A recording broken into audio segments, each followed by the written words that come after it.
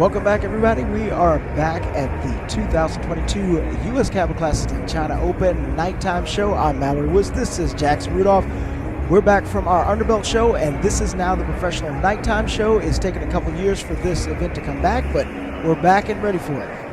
Oh, and it's so exciting to be here. We have a ton of excellent matchups tonight, whether it's point fighting, forms and weapons, the men's side, the women's side, the boys and girls for the juniors. It is going to be an incredible evening of sport karate competition. Mallory, let's have some fun. Starting us off this evening is Joey Castro from Team K-Talk. He's going to do a special demonstration. So the floor is his. Always an exciting show. Joey Castro takes the stage. 6-year-old Joey Castro.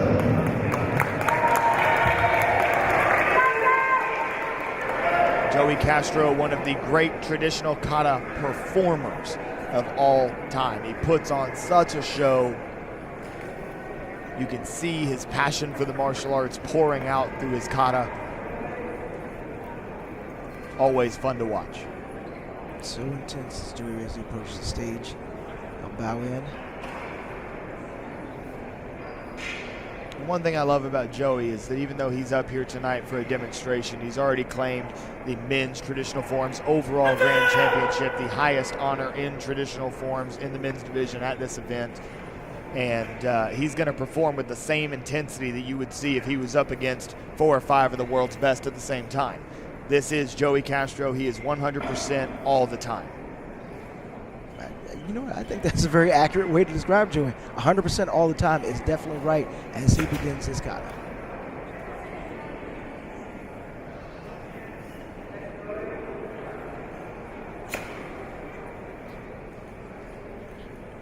And because this is a demonstration, maybe, choosing to show us a kata that he doesn't often compete with.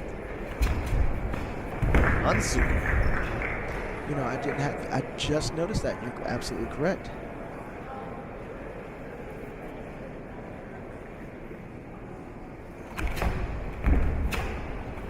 Coming fresh off his first career ISKA US Open World Championship win. A long time coming and much deserved.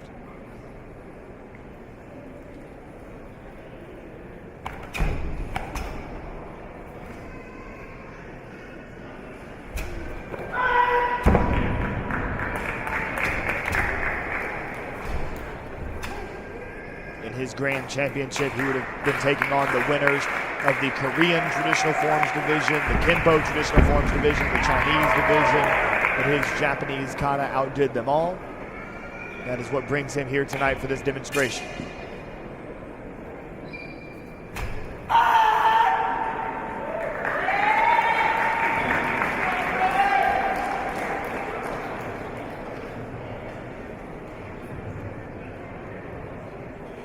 That will do it for a great demonstration from Joey Castro. Butch Dennis takes the stage to present him with his trophy, and I am so hyped to see this, Mallory. They have brought back once again the old school U.S. Capital Classics pyramids. This is one of my absolute favorite trophies in my collection. The first time I ever saw it, I was visiting Terry Creamer's house where he has a couple of those pyramids. Right, and it was so cool seeing that up on his mantle. They brought it back in 2019. I'm so happy that 3 years later, Grandmaster Dennis Brown brought back those classic awards again. I know the viewers at home are probably like, why is Jackson yelling at us about a trophy? But if you're a true sport karate history nut like I am, you understand how cool that is. I got a chance to look at it up close today. We went to the trophy booth and got a chance to take a couple pictures with it. It is a nice award. It's definitely one that I would have sitting on my office desk or even at work. It's a flex of a paperweight. 100% flex there.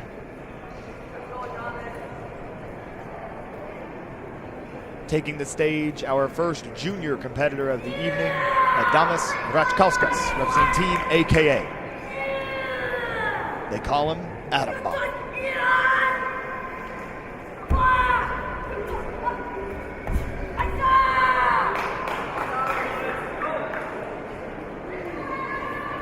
Made it to a very deep traditional weapons division and runoff with this sword form.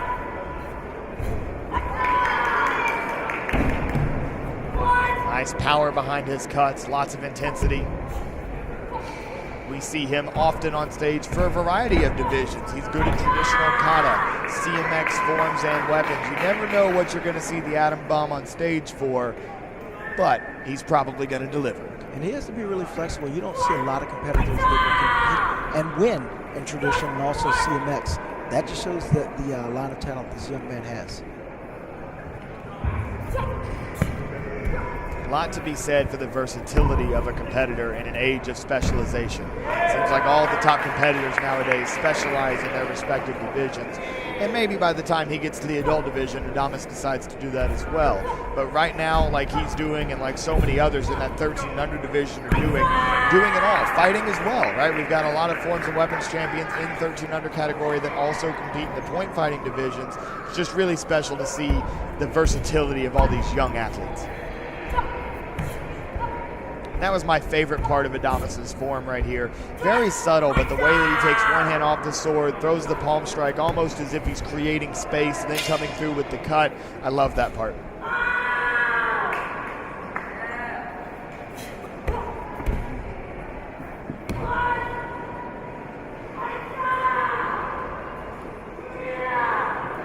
And remember, for those tuning in, whether you're on the sportmartialarts.com or the Black Belt Magazine Facebook page, if you enjoy what you're seeing here tonight, drop some love, drop some comments for these athletes, and most importantly, click that share button and show all your friends and family this cool sport martial arts event that you're watching. And that's what we're all about, is spreading the sport that we love, that changed the lives of so many kids and adults here competing tonight. We certainly appreciate all the love and the sharing.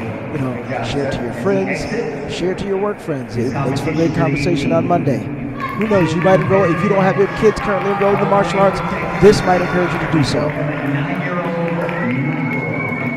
And a very warm reception from the crowd for one of, and I know he's only 9 years old, but I mean it when I say it, one of the best performers in the sport right now. Michael Molina is a showman.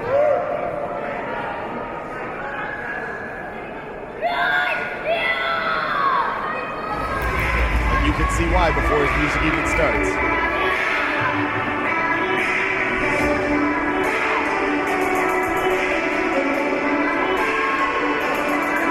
The things that Michael is capable of at only 9 years old as he gets things started with a nice backflip, shakes his head in intensity.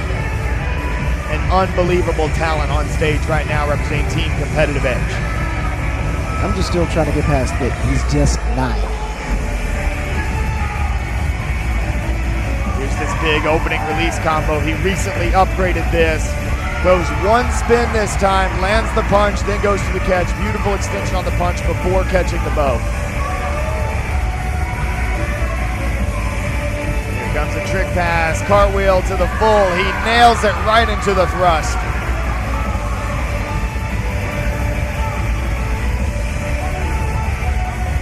We're getting to the crescendo of the form. Couple of the highest pressure moments here. 540 behind the back catch. It all comes down to the closing trick combination. Series of hand rolls to build momentum. Double spin, clean catch. And Michael Molina brings the house down. That's a lot of intensity for a 9-year-old, man. And then points at me back in the broadcast booth. The charisma of this kid, I love it. Did Michael Molina just call me out? I don't know. You know what? You might have to have a little conversation after this. Michael better be careful. I might put a gi back on. All right. Hey, to get a pyramid, you might be worth it. That's awesome. 2 great performances. Congratulations to both Atom Bomb and Michael. Which, if I'm not mistaken, I think they call Michael Super Bomb as well. So we got 2 bombs on stage right now. All right, we're almost there. Looks like we got 1 judge left. Scores are being tabulated.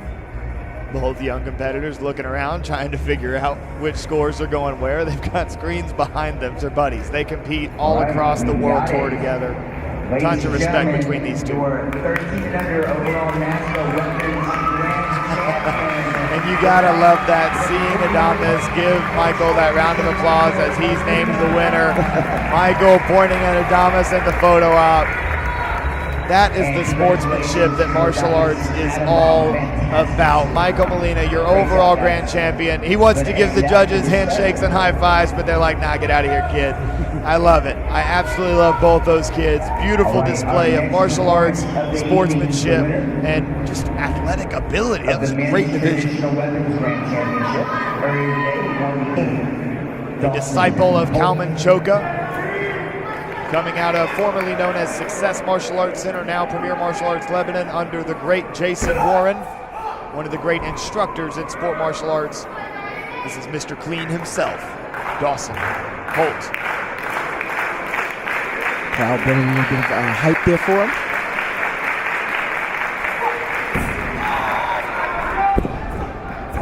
This is a demonstration. Dawson Holt already won the overall grand championship and doing a little extra for the crowd with that jump spin going into the cut. He is unquestionably the best sword competitor in the game right now.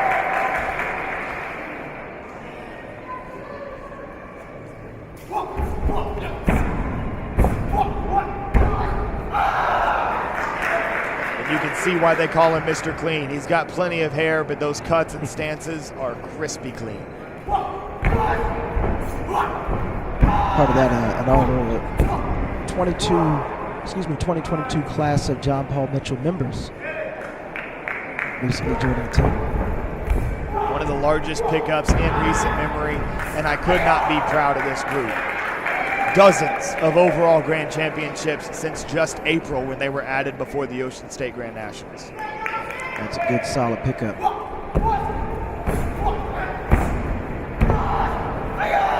I'm only a little biased by the team I represented for a decade. Just slightly.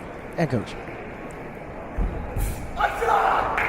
But in all seriousness, a great performance from Dawson Holt, the men's traditional weapons overall grand champion. And that's just a warm-up. We will see him coming back later for the CMX weapons overall grand championship, where he will face a little competition in that one. Dawson continues to get stronger. Thank you for performing, sir. Also a shout out for Joey Castro, who won the men's non-bladed traditional weapons division and competed against Dawson Holt for this overall grand championship during the day. All right. And of course, sponsored by Paul Mitchell. He's got to fix the hair before going off stage. And CMX ran earlier for the 13 and under girls. I know that because I watched it. So she did indeed do it. So she's coming to stage to accept the award and get a really cool cute picture. And another Team Paul Mitchell member takes the stage. This is Isabella Nicoli accepting her award. She's been battling several injuries lately. She's got a lower back injury. She's got that left foot taped up. So she's not going to do a demonstration for us tonight because she does have another division that she has to compete in later. But she will come up, accept the award. She's accepting that award for winning both the traditional and CMX. If you're just tuning in, that means Creative Musical Extreme Grand Championships during the daytime, which means she already beat everybody else, and they just got to give her the trophy. But we will see her competing later for the weapons title.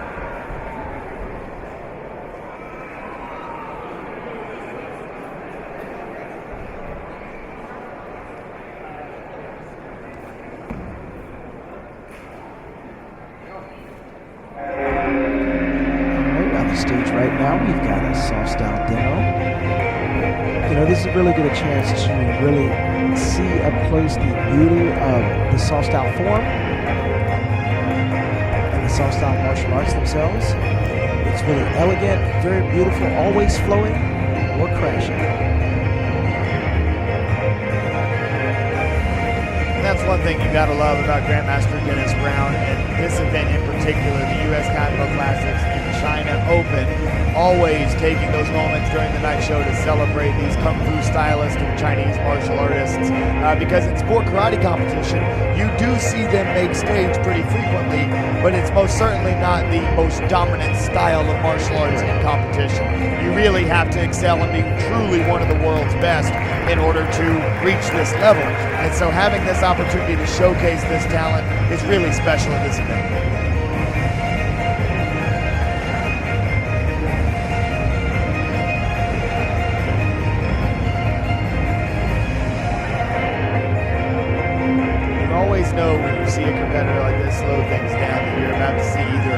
crazy stance or a crazy balance move.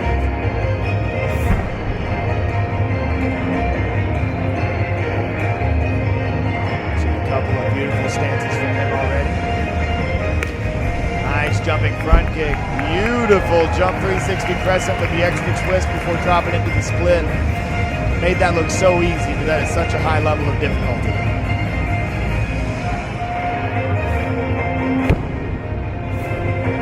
True embodiment of mind, body, and spirit.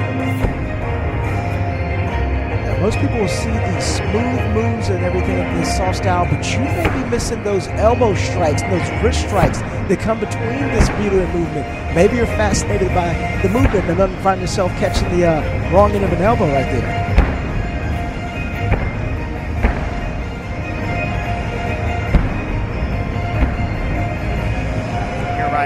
So much power in each of these techniques. There's the stance I was talking about. Just beautiful. Just effortless.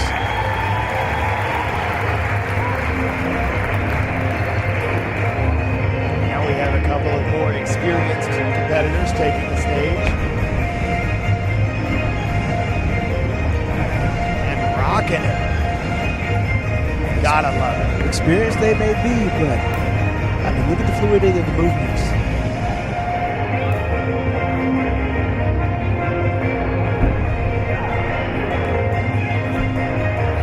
And I love how they're moving asynchronously, but there's still this harmony between the two different sets of techniques they're doing. Very interesting.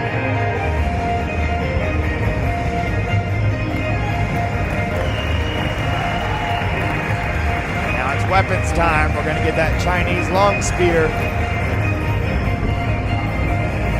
A few different videos featuring this weapon have gone viral on the internet.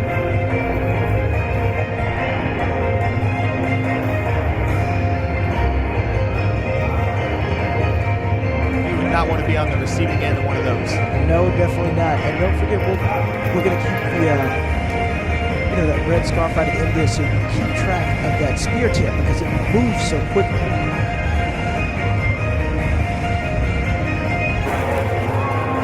This is Adamus, who we've seen on stage many times at NASCAR World Tour events with his whip chain. Love seeing him back in action.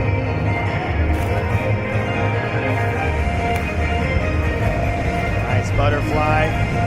Oh, he's going to go for the signature.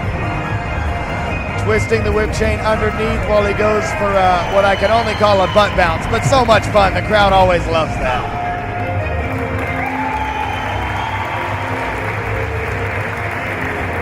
You hear the ovation from the crowd.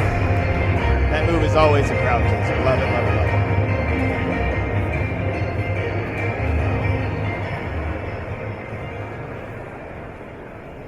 And as we slow things down, I believe that will do it for our soft style demonstration.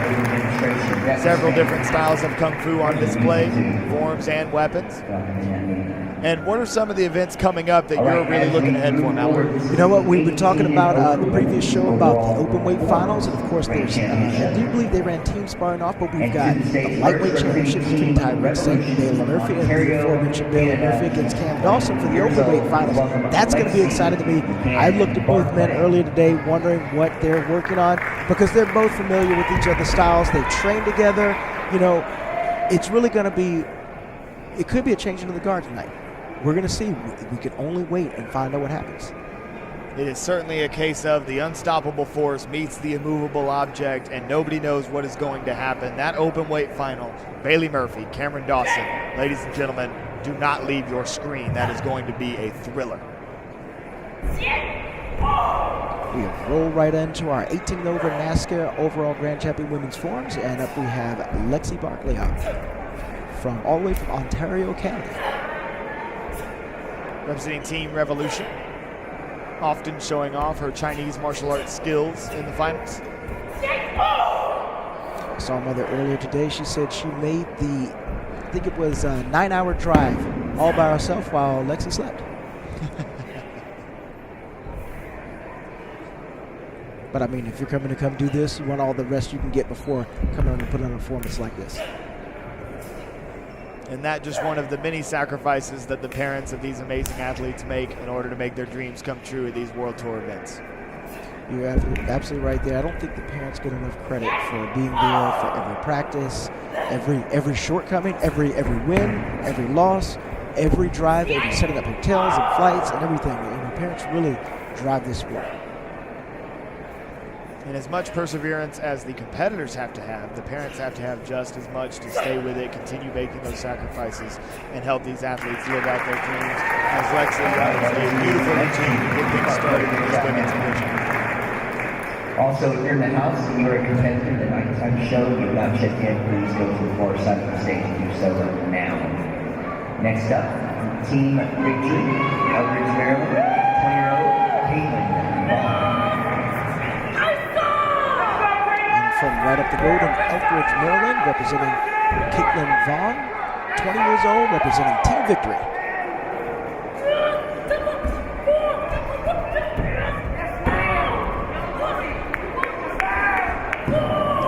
This is the school that produced the likes of Jake and Josh Kahn.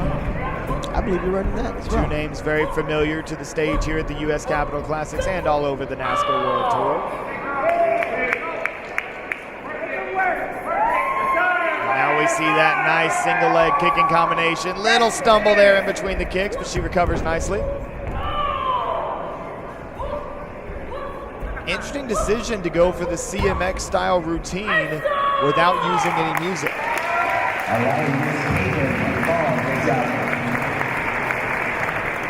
Already next to the stage, representing Team NMAC, from Quebec, is like a 21-year-old Rose. As Caitlin Vaughn exits the stage, now we have Rose Room, representing Team NMAC. Another Canadian competitor on stage, yes, following up Lexi. They are invading.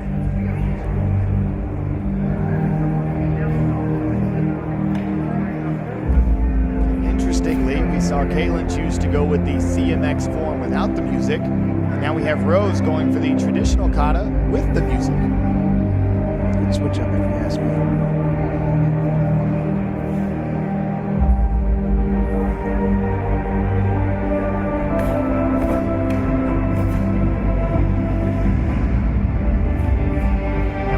Rudolph winning both the Japanese division and the traditional challenge division.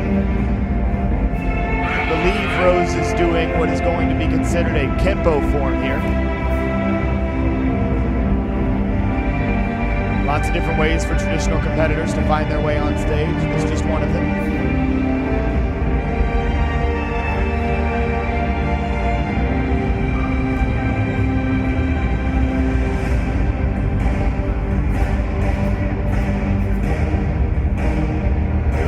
Job of choreographing some of these movements to the beats within the music.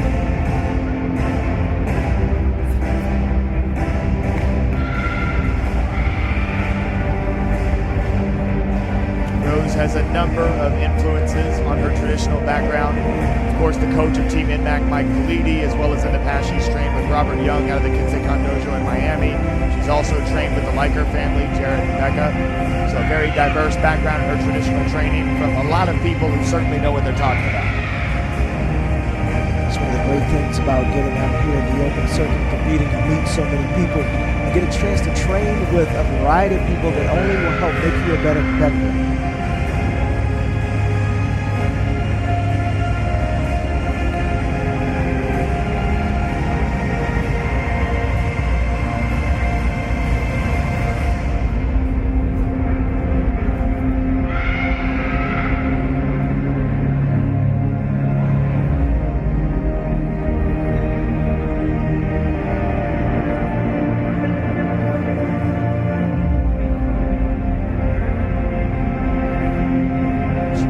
Up with one last horse stance. It looks like she's bringing things to a close. Beautiful performance by Rose Room.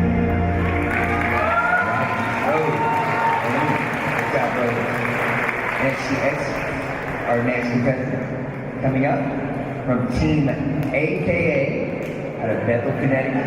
She's 22 years old. Those competitors that I'll introduce may have a little familiarity with her, representing Team AKA newly married Gabrielle Rudolph. My disclaimer as a broadcaster, anytime that Gabrielle is on stage, I will attempt to be as unbiased as possible, despite her being number one. You heard it here first, folks.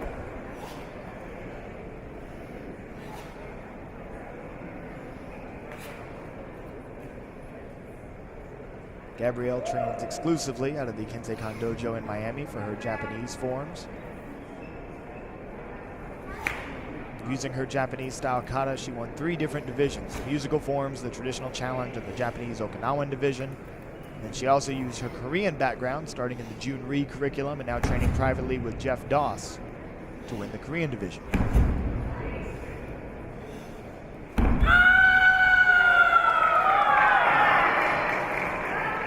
Tonight she's performing the kata that she considers to be her ace, Paparin.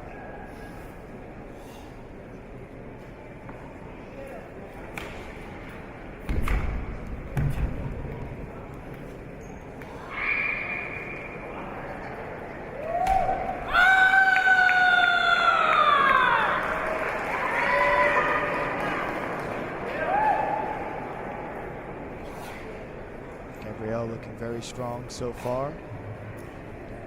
A couple of the more difficult parts of the routine coming up as she'll try to show off some balance techniques.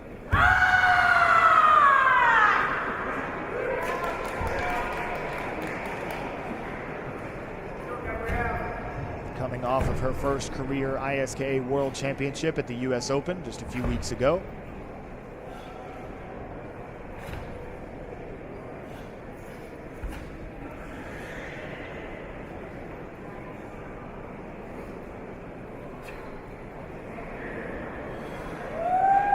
That first of those difficult balance techniques. Beautifully done. Locks out the front kick and holds the stance.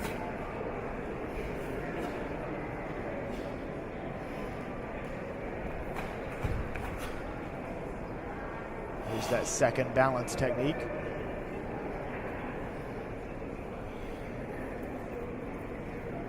Solid.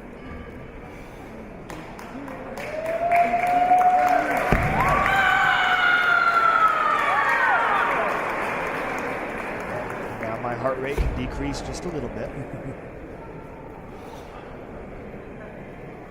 One more opportunity to show off the balance and leg strength.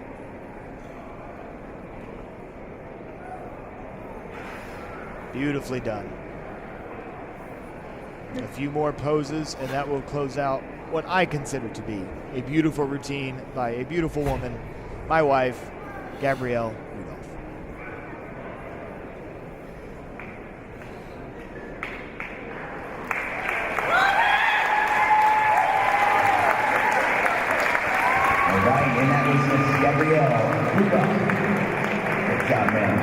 Now it is all in the hands of the judges. These ladies laying it all out there tonight, doing everything they can to try to secure this title and take home that coveted pyramid from the U.S. Capitol Classics. This is the difficult work right now for the judges to go ahead and pick the style, or rather the form they like. And of course we have, let's see here, I'm looking at the back of the judges here. Who do we have up here judging? Can we, I do see John Chung up there. I see John Chung on the panel, one of the first, if not the first diamond ring. Actually, I think George Chung won the first men's forms diamond ring, and then shortly after that, John Chung got a couple of his diamond rings. So some legends on the judging panel. I see Nick Smith from down in Texas. A little bit difficult because they have their backs to us, so we're trying to guess from their profile while we're waiting for the judges to calculate. It's a fun little game to play. Yeah, it is. It keeps me distracted from my wife's scores being tabulated right now. As the judges. And for those watching from home here in the broadcast booth, we are far removed from the judges. At least 60 feet back. I measured it today when we ran the cables. So they are not hearing any of my comments about my wife. All right, so we're going to be reading scores for all There's always replay of the stream. As we hope you replay many times and share with your friends and family. But in all seriousness, beautiful performances across the board. All of these women did a great job, represented themselves very well. And we are reading out the scores individually now. 6 and 6 for Miss Lexi. Great job, ma'am. All right, scores for Caitlin. We have 9.98, 6, 7, 7, 7, 7, and 7. Great job, Miss And as expected by many, it'll come down to these last two traditionalists, Rose and Gabrielle. 7, 8, 8, 8, 9, 8. Great job, man. Here a majority of 9.98s for Rose. Already brought her to her knees. They are 9.99, 9, 9, 9, 9, 8, and 9. Miss Gabrielle Rudolph, with the majority of the judges' decision, received 6 9.99s en route to the overall grand championship. And to prevent me from getting too excited, Mallory, I'll let you talk about it.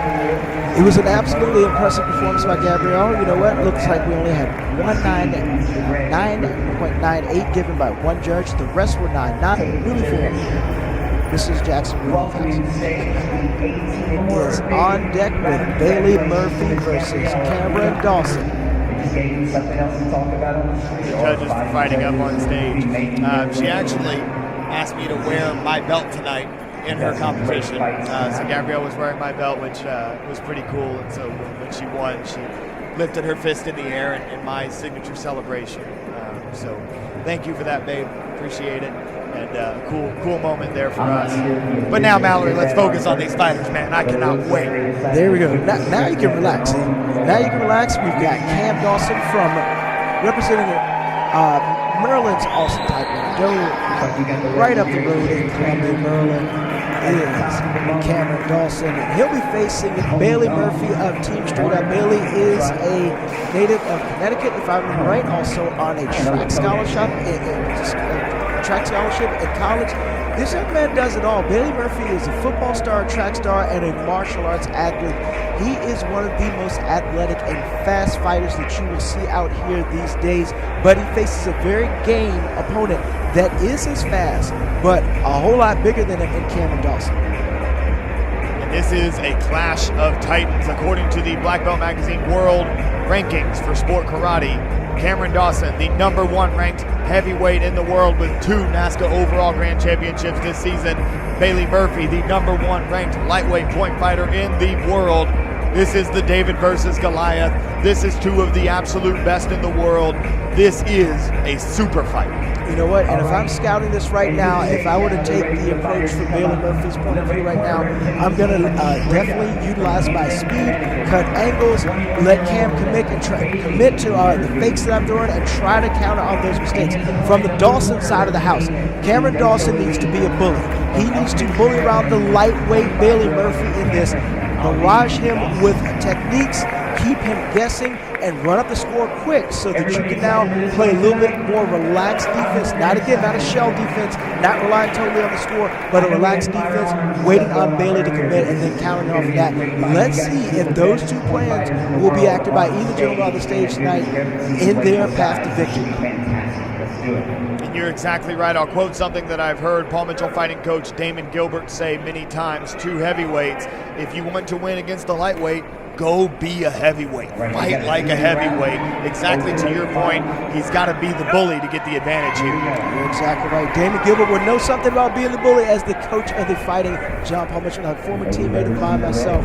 Looks like Cameron Dawson, both fighters comes out with the right side forward. Dawson fires away 2 kicks and then throws the back fist. Looks like there was a clash there of ankles. I'm not sure exactly what happened. No, it looked like it was knees. Sometimes that happens when you set your feet and you throw that body punch. Those knees will clash. It does not take a lot. I'm sure you have. No point awarded on that last exchange, and Murphy blitzes. Did he get the point? Yes. We're going to start off to the races with 1 point for Murphy. Dawson with a 0 right now, but still confident. He throws a side kick. Did we get a score right here? No confirmation. The majority of the judges have to agree on the technique in order to score a point. We have 3 judges on the stage right now, as you see them going to Bailey Murphy, and he gets another hand technique, which makes the score 2-0. Hand techniques 1 point, kicks for 2 points, and look out for those kicks from Cameron Dawson at his size. One thing I've been so impressed with watching him fight this weekend is his ability to use that front leg. He should hope that it's nothing. You're exactly right. Cameron Dawson has the ability to kick just as fast as Bailey Murphy does or the lightweight fighters, but let me just tell you, it brings a whole lot more of a pop. Training with his dad growing up, I would expect to have a headache and neck injury when I went back to my dorm at the end of the night. Cam also brings that speed and power.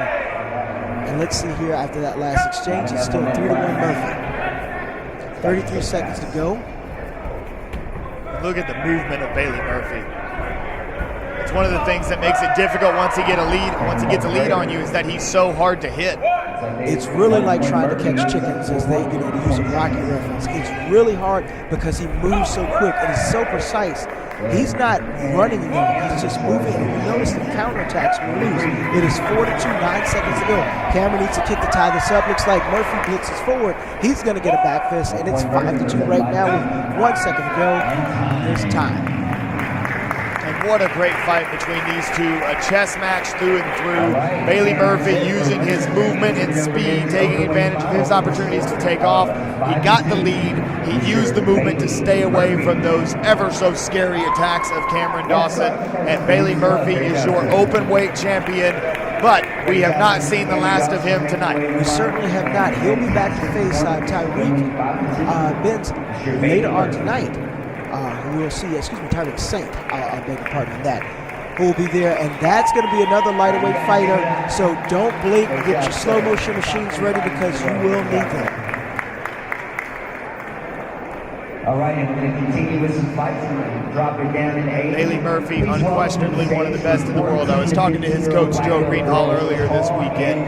His work ethic is insane. Joe said, and Joe has trained a lot of great point fighters over the years, including the likes of Raymond Daniels, who was on Straight Up at one point, and so many others. You can go down Raymond Daniels, Josh Tension, there's Elias Lemon, just down the line of point fighters that are out there that came from, at one time, wearing the straight up uniform.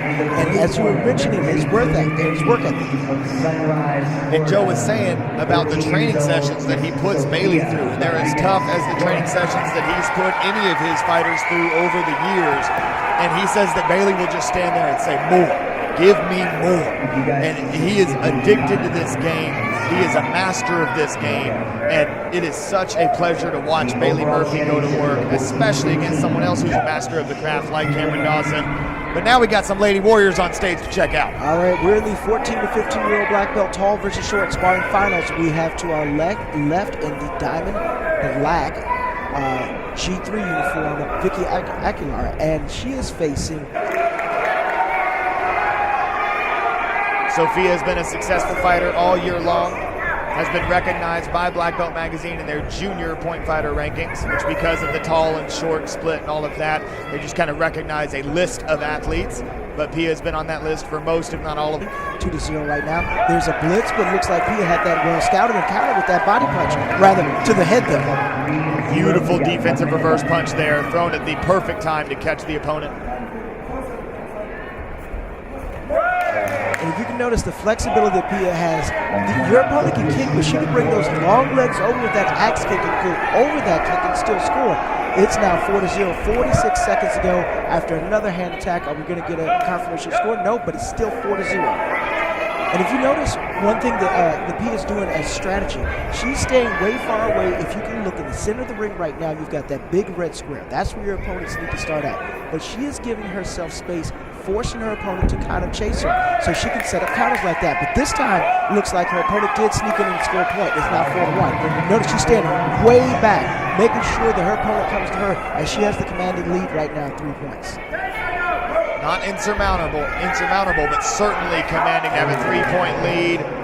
She almost made it 4.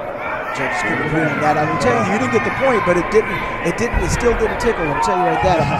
A reverse punch to the head is not going to be good for your health. It looks like the time has expired, and Pia is going to be our 14 to 15-year-old black belt, tall and short, point sparring winner. Short 4-1, Miss Sophia Rodriguez. Great job, man. Fighters will wait on stage for a moment for the award to be presented. We will see a lot of Lady Warriors in action tonight as the U.S. Capitol Classics is celebrating women and girls in the martial arts thanks to the generosity of Female Fighters Matter 2 and Maggie Messina, who's done so much incredible work for our sport in trying to put these women and girls on a pedestal. They have provided a great deal of sponsorship money to this event to help give some kickbacks to these great Lady Warriors. And we see Pia being handed an award tonight, and even the runner-up getting a little bit of prize money. Absolutely. You know what? I can't talk and praise enough of Maggie and her efforts. She took on this effort 100% by herself. Wanted to make sure that ladies in martial arts, especially fighters, female fighters matter too. She's come here, she's put her own money up to get to these ladies for their absolutely outstanding achievements in the martial arts, in sparring, and she is literally putting her money where her mouth is. All right, next up, welcome to the stage. Our fighting judges will remain on the stage. Here and the quality of referees that are up there. Look right now, working from your right to your left, in the black right there, we've got Kodak Ray, brother of Jesse Ray, who is the coach of Next Level Martial Arts. In the center, you have Terry. Before I became teammates with Tony, I would have to chase this man around the ring, and I knew I had to do twice the amount of work when facing Tony that I did with any other opponent in the super lightweight division. 3 quality fighting judges on the stage right now. All right, up right now, we've got our 14, 15-year-old black belt boys, tall and short, and not able to get the name of his opponent in the... I'm fairly certain he's on Team Gypsy. It's hard to tell through the face shield, but I'd be willing to bet that's Dagan Talbot. We're going to go with that. I'm fairly certain I see Dagan Talbot's dad filming. So it's either Dagan or a real good friend of Dagan's. It's a little bit difficult. You know, you got the headgear, you got the face shield. A little bit hard to tell the characteristics, especially if we didn't get that information before broadcast time.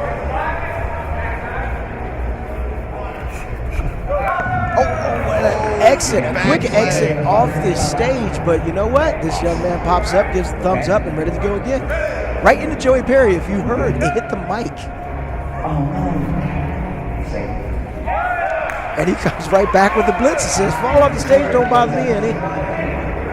It's 2-1 right now. Mr. Welk with a 1-point lead, but he just ran into a sidekick where the judges called that. No, still 2-1. Welk on your left-hand side. Looked like the sidekick landed. Had stopping power, but maybe didn't quite get fully extended. Tough call. Tough call also maybe into the back of the judges so they couldn't truly see, but he's got to match the sidekick itself to score and now take the lead with 1 point. Good L guard there from Isaac. Hold that nice and tight. He just left it a little bit. That's good foundational defense, but over the top with the kick. There's no way they don't call that one. Absolutely. He was trying to slide to his right and get him a counter, but that was well scouted by his opponent. Dropped the axe kick right on his head. 18 seconds to go in the score. It's 5-3 right now. And right on cue as we were talking about that L guard, well, how do you beat it? You go over and around it, and that's what allowed Dagan to score the kick there. When dealing with a taller opponent, and I know from being short all of my life, you're going to have to rely on speed and check that front leg and get in there quick.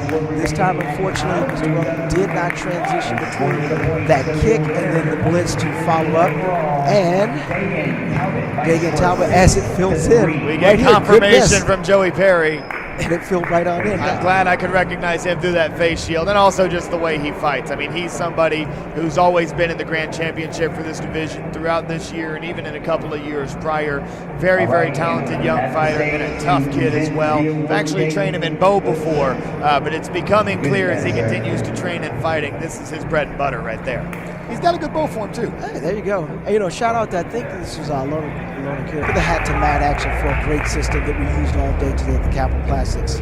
All right, we're going to stay with the fighting, moving right along. We are moving right along with 18-0 NASCAR Grand Championship for black belt for men's heavyweight overall sparring.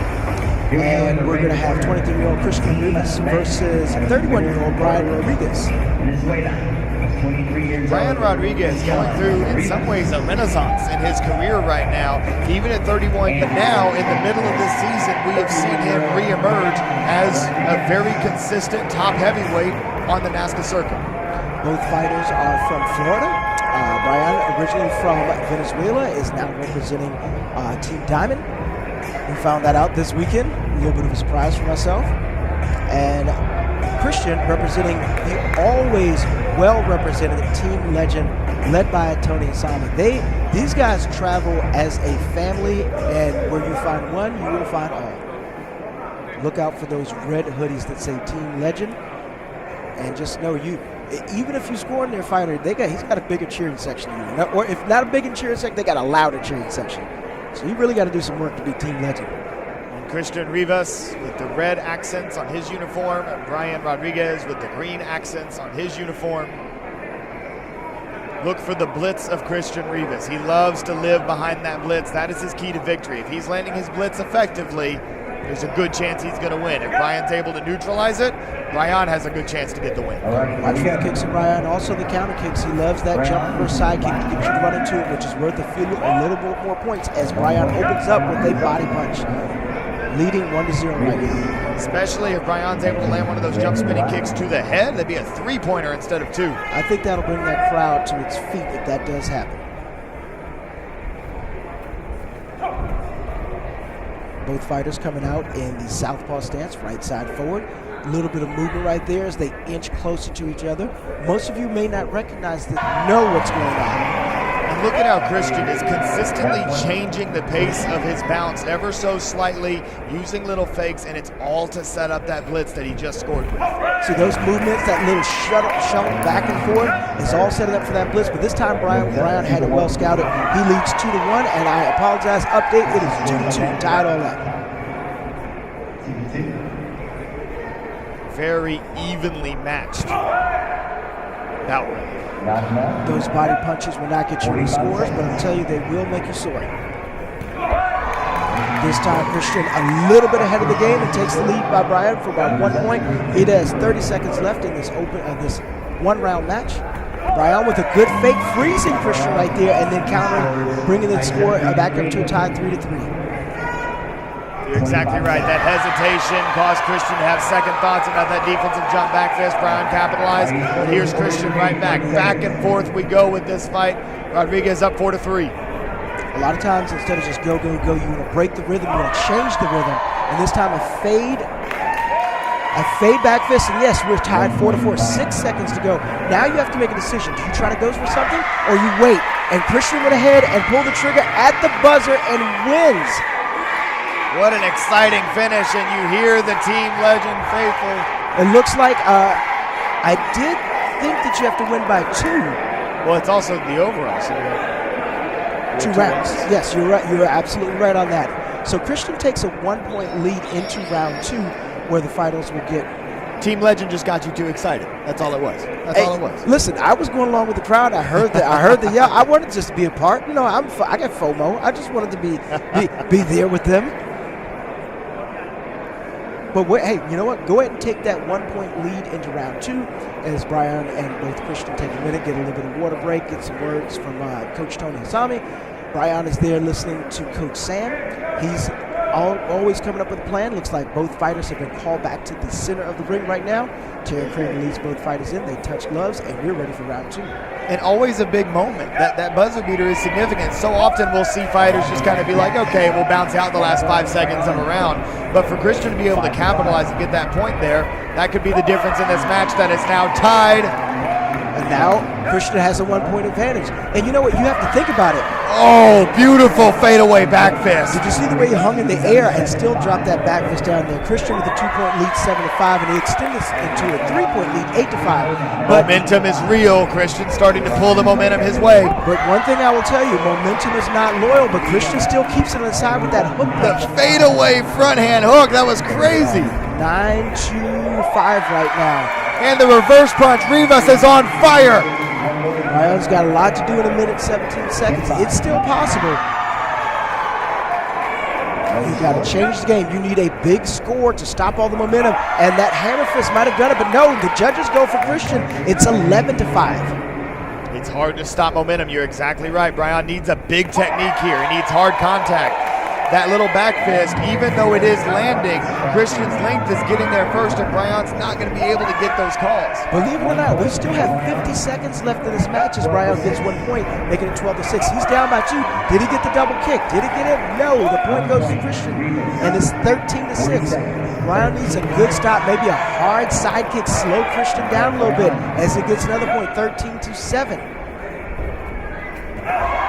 Just 30 seconds left in this match, and Brian's got to go with rely on those kicks now back out of this deficit.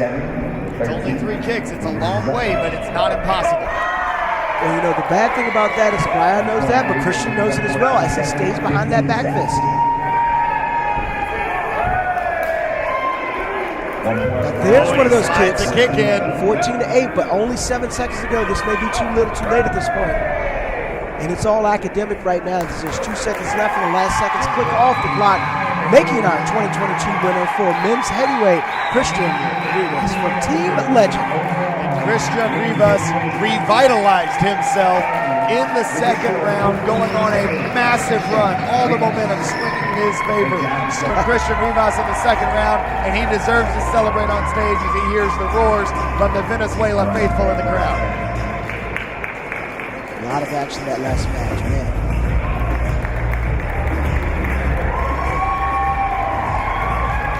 Mallory, I love point fighting.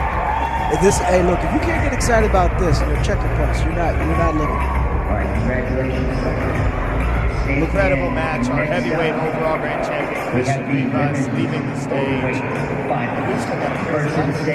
Yes, we do. And coming up next, we have our 18 over women's openweight finals. 22-year-old and Sarah Cater. We've got Sarah Cater from Canada, another Quebecian on the stage right now with the orange headgear, and we've got Danny Allberger from Sparta, Tennessee, 21-year-old representing Team ATL. Danny Allberger was the overall champion from the Battle of Atlanta. Ride that momentum to see if she can capture the women's openweight finals. And Sarah Cayer has had a very good weekend. Saw many of her fighting rounds. She has been on fire all weekend long. And I really have to say that since the last time I've seen Ann, she has improved a whole lot. I really like the direction that the trophy's been going and seeing her fight. Her fight IQ has definitely improved so much. Allberger taking the center of the ring, working some fakes, using the leg. All right, here we go. Cayer staying on the outside, using movement. Both fighters feeling each other out at the moment.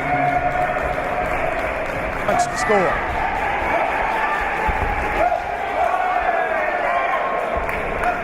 No score on that last two ran out of the ring, and a point was awarded by head judge Terry Coleman. But you want to use those angles, you want to get the longer or taller fighter to commit, and you want to counter, usually with back fist or body punch. That time was definitely okay. And a good there, she drew Danny in and then countered with that body punch right there. Score is 3-1, 47 seconds to go. Forehead, definitely watch out for those, especially with those reverse punches you step in. Looks like she's okay. It's a quick equipment timeout. Helmet strap came undone. And that is one thing that Cayer's got to be careful of as she circles the outside of the ring. She's already lost 1 point for it.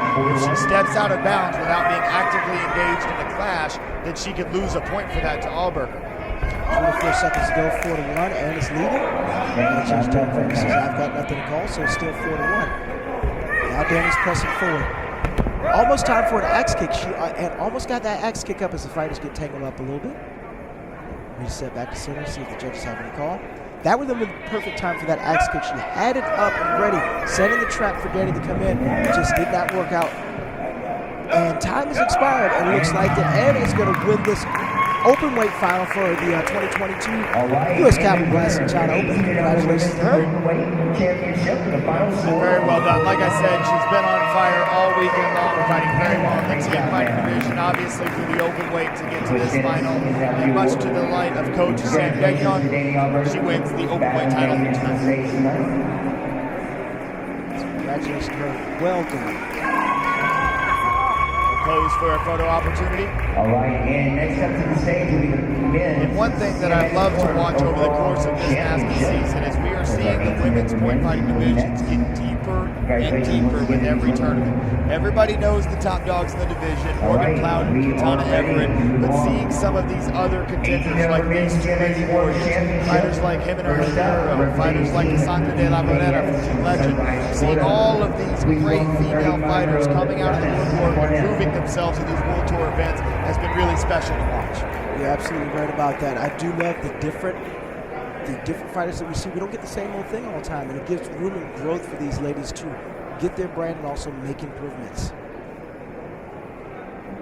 Our fighting judges have exited the stage, and we are now beginning our 18-hour NASCAR Overall Grand Championship for men, creative, musical, and extreme forms. Like I said, when he was doing the soft style demonstration, we have Donis Coronel. Nope, love watching him perform. You're going to see some acrobatic techniques coming from this 30. That right there makes my hamstring hurt. I'm just going to be honest right now. And this is a tiger style form, so you can imagine, given the animal style with that leg in the air, what he might have been imitating. One of the things that's so entertaining about these Kung Fu animal styles is that it is a traditional style of fighting. That was something that was truly used as a fighting art, maybe in ways to distract the opponent, but also inspired by a lot of those influential animals from that culture. And so you will see them actively imitate the animal in the middle of these techniques. So beautifully done by Donis Coronel. Parker Heights, Texas.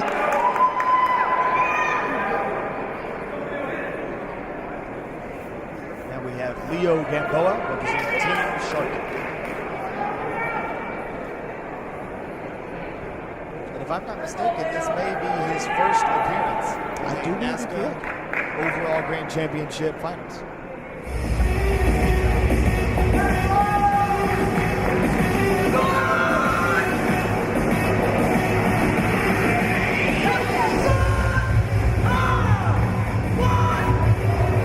Seeing the long hair and an all-black uniform for a CMX4 brings me back to the 90s, thinking about guys like Carmichael Simon. And let's throw Larry Lamb in there too. Absolutely. Mike Chat had the long hair at one point. Leo going hard, representing himself well. Nice clean hand techniques. Definitely some Team AKA influence in those hand combos. You see some Micah Karn style in there.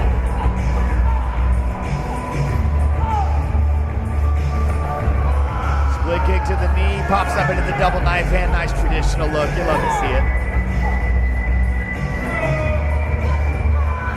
540 to the knee to close it out, and a strong performance from Leo Gamboa of Parker Heights, Texas. Good job, Leo.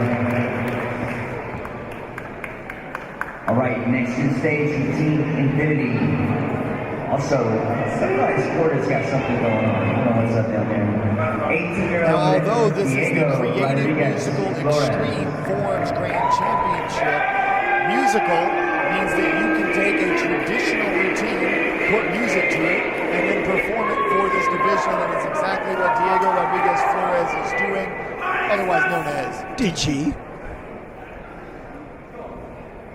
You can check out the adventures of he and his sister Pia, who we saw win in the fighting division earlier on their YouTube channel, DJ and Pia. They post a lot of vlogs featuring several sport karate competitors from all the world tour events. You know you've made it once you're here in DGP as well. They even have shirts that say hashtag I was in the vlog. It's a great idea. You hear him call out the name of his kana Sansai, one of my favorites to watch Diego perform.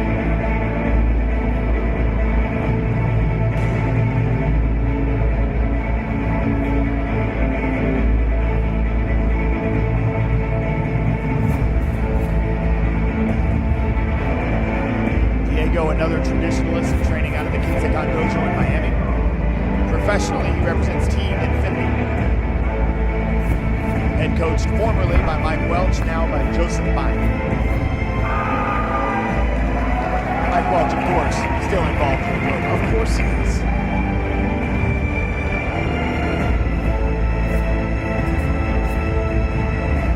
Very crisp technique from Diego.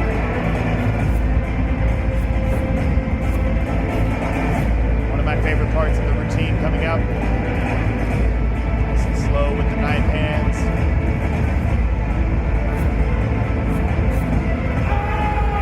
And he nails it. High level of difficulty for a traditional kata to spin around on one foot, invert, kick backwards, put both hands on the ground. It's very disorienting to just execute the move in the first place with the stick in, not have any bobble whatsoever. It's beautifully done. DG, one of the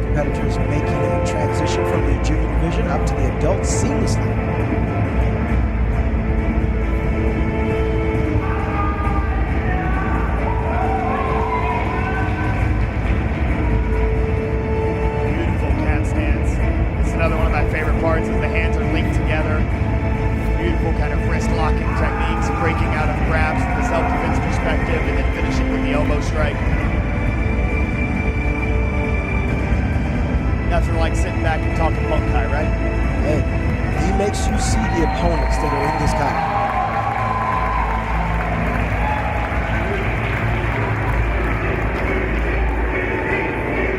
Chance of DG ringing out from the crowd. The Team Infinity faithful is loud and proud here at the U.S. Capitol Classics. And our final competitor in this division representing Guess who's coming to the stage? And now the Team AKA faithful answering. This crowd is pretty raucous for this division as Salih takes the stage. You know, he's always so creative with his form. I don't think I've seen him repeat the times I've seen him on the stage. He always brings something new that makes it exciting to watch. And I heard from some of his competitors earlier that he's actually re-choreographed his form a bit since the U.S. Open. It will be very interesting to see what new twists and folds are in this form. Following in the footsteps of great Team AKA forms competitors, he walks up towards the judges while saying his intro. That's a Micah Karn special. And then the huge X out split. And then this classic introduction sequence. Jacob Pinto used that many times. Opening hand combo, full speed. There's that drop round kick. Here he goes, gainer switch, 2, 3, 4. 4 gainer switches. Nice little headbutt. Now he hits the fighting stance. And much like Diego did in the traditional routine, we see Salih showing how he would be fighting an opponent as he goes through these hand combos. And then he's mixing in the high quality trick and rodeo cork to split.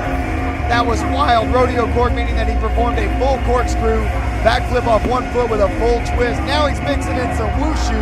He did that cork while he was grabbing his foot. That's why we call it a rodeo. He mixes in some dance there with the tutting during the hand combos. A wide variety of techniques for Salih. Absolutely explosive.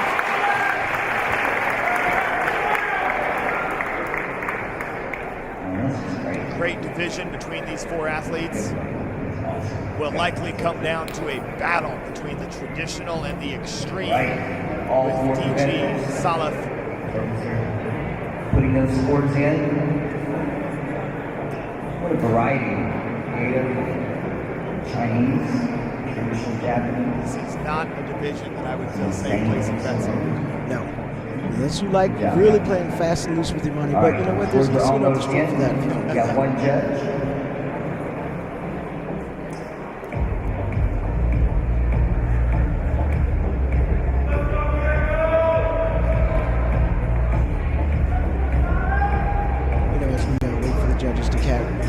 Calculate their scores.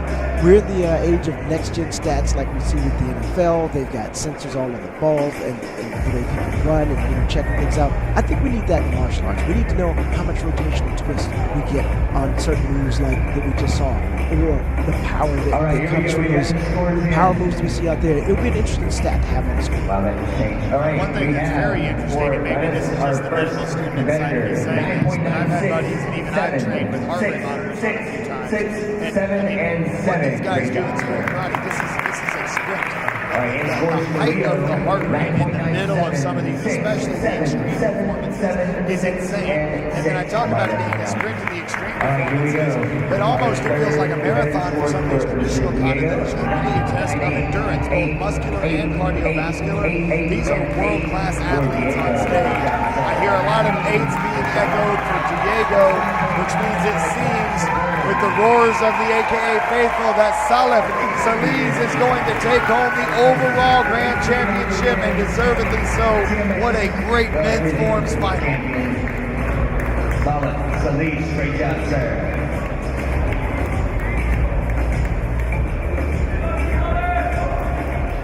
All love and respect between these gentlemen.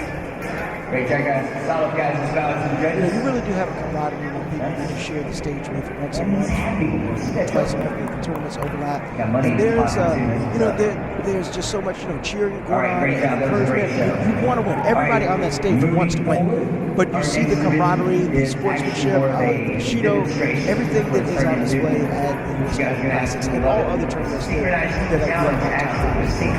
One thing that those watching at home may not understand is the ability that these competitors have to flip the switch. You've got to go from wanting to beat your competition, and then showing that discipline and sportsmanship of a true martial artist immediately after the division. And everybody on stage tonight's done a great job of that. And then now we have Team Paul Mitchell, Ben Jones on the right, Esteban Tremblay on the left, two of the best bow practitioners in the world today. They won the synchronized weapons division, and they're going to showcase their skills for us here tonight. Love that part of their routine. Ben spinning his bow on Esteban's strike. I've trained both of these gentlemen since they were just 8 years old, and I'm so proud to watch them. Dawson Holt comes out of nowhere. Ben Jones switches partners. Dawson Holt takes the stage, and now the winners of the forms synchronized division are showing us a demo. Dawson Holt on the right, once again Ben Jones on the left.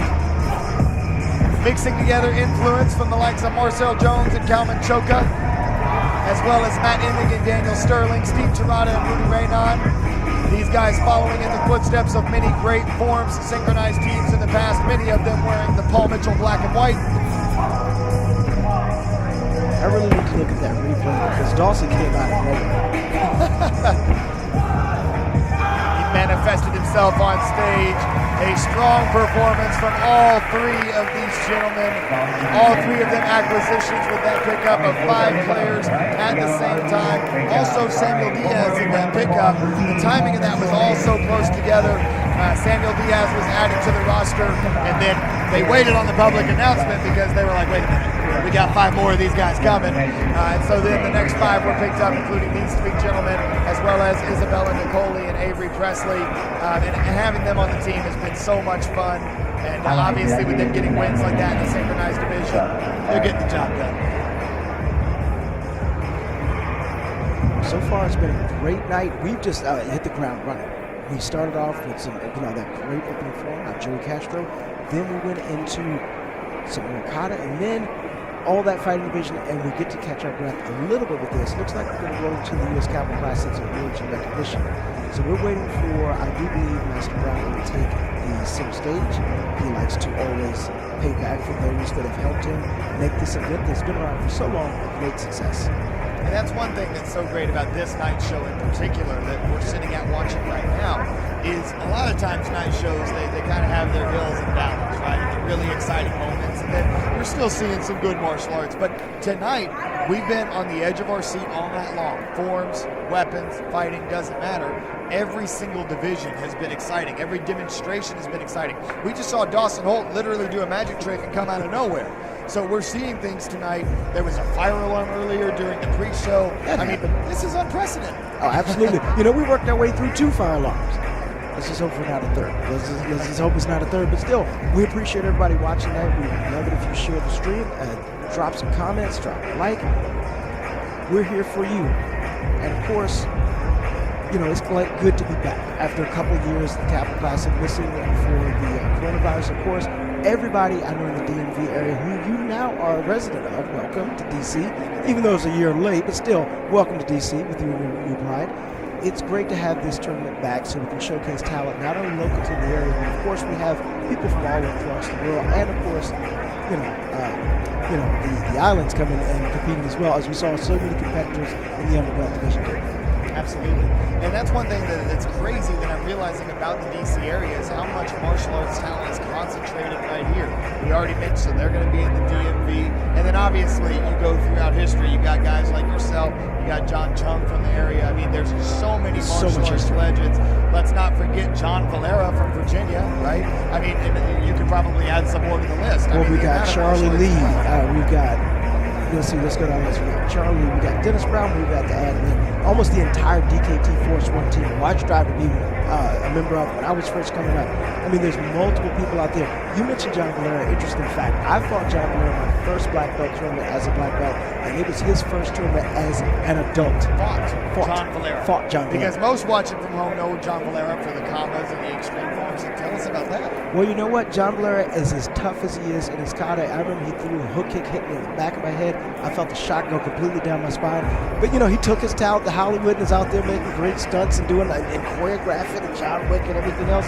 We got so much talent from this area. You can't mention that without mentioning Arnold Chunk. Arnold Chung is out there now training MMA fighters, becoming a striking specialist, after doing so many stunt work and everything else. Looks like we have Grandmaster on the stage right now, and his lovely daughters are taking the stage, and they're going to give him the mic, and he's going to perform some great thank you. We've had some rough days. Fire alarms going off, lights going off, and all like that. You guys stay for the show anyway. So we appreciate you and want you to know that. With this award giving out every year, this is a little bit different. This is not for competitors. This is not for fighters. This is for those folks that help make this thing work. And it's a small group of folks that come out to every tournament and they help us run it and run smooth. They show that we understand what's going on. And we just want to recognize them at this tournament. So I'm going to bring up Eric Rudolph, Ronnie Presley, and we just call her Emily. Come on up with me. Give us a tournament. You know you want to have this good. They always make you look like you're doing a good job. So please, we want to recognize these folks. Come on up, man. I know it's been messed up. I'm not dressed for this. That's because they are real workers and we're just showboaters. Come on up, guys.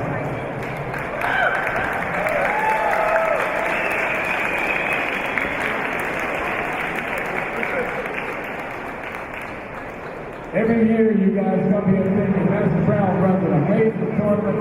He gets everything done. Not that you guys know that you guys are not going to name names, but guys who run national tournaments. They make us look really good. We get all the praise. And what you don't know in the background, everything works. So the will for me, let's just give them a round of applause. They want to get off the stage. They don't like to do it because it's first of all. You can look at me like we're going to kill you later. Please give them a round of applause. Thank you, guys.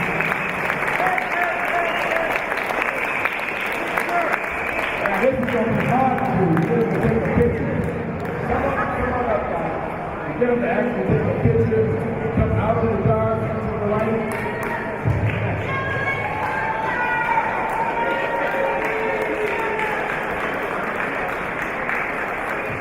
Can you guys get up center stage, Master Brown? Here's a request. I don't think it's happening. Thank you, guys. One less than everything. All right. Let's go. Thank you, Brown family. And of course, Emily helped make the show rock and roll. And Eric and Ronnie, as always, coordinating superstars. All the NASCA and Kovac moments. We appreciate those guys. They're outstanding. Some of the people that have helped him with the U.S. Capital Classics. Who's that Emily Cooper up there? All right, here we go. Yeah, big shout out to Emily Cooper for doing a lot of behind the scenes work for the broadcast. Let's give a huge shout out to our whole broadcast team. We've got Ari Gorelli, production team, and then of course, as well to my dad, Eric Rudolph, as well as the Presley's dad, Ronnie Presley, for doing so much to make this event possible, and that's who is being recognized up on stage. But now it's time to get back to some more action as Wasim Adridi of Team Competitive Edge takes the stage to show us his traditional kata.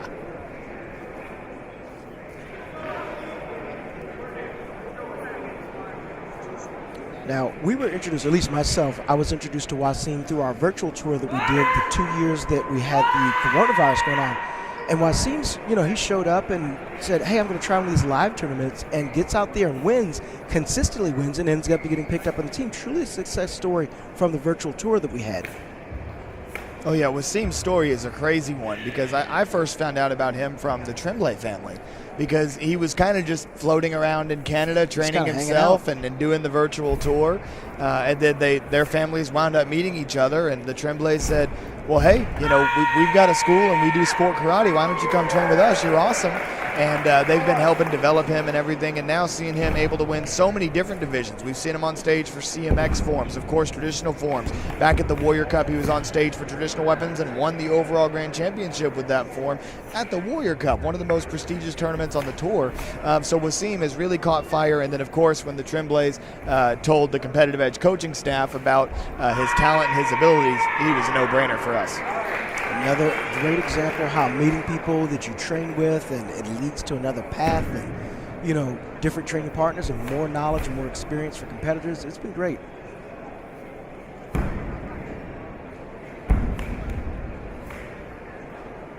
Lots of power in this performance so far. Not surprising from Wasim, and really in Wasim's position at the top of that 12-13 division, that is exactly the strategy that he should employ. Up against the smaller 10-11 and 9 and under competitors for those runoffs, he wants to try to overpower them. That is his best method. That's his best strategy for getting these wins consistently, especially in the traditional divisions where power is ever so important. And I love that little bit of added performance there. Paused on the grabbing technique there, and then really slowed that down and exaggerated it. That was a little bit of some mid-2000s NASCA performance flair on top of the more WKF-style traditional kata. And you know I'm a sucker for that mid-2000s traditional kata, Mallory. There's a lot of history there.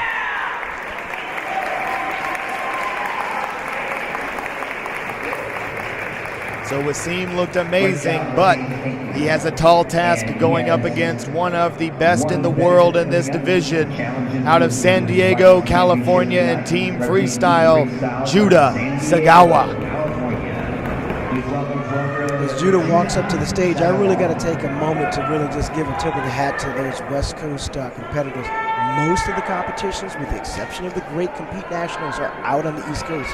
So every time these guys come out here, it's a 6 or 5.5 hour plane ride, a complete change of time zone, and they seem to handle it no problem. Your coach from John Paul Mitchell included, with Danny Gilbert, I would always ask him, how did he deal with it? He said, you know what, sometimes I don't even go to sleep on the first night, and he tries to sync back up. Look at that opening.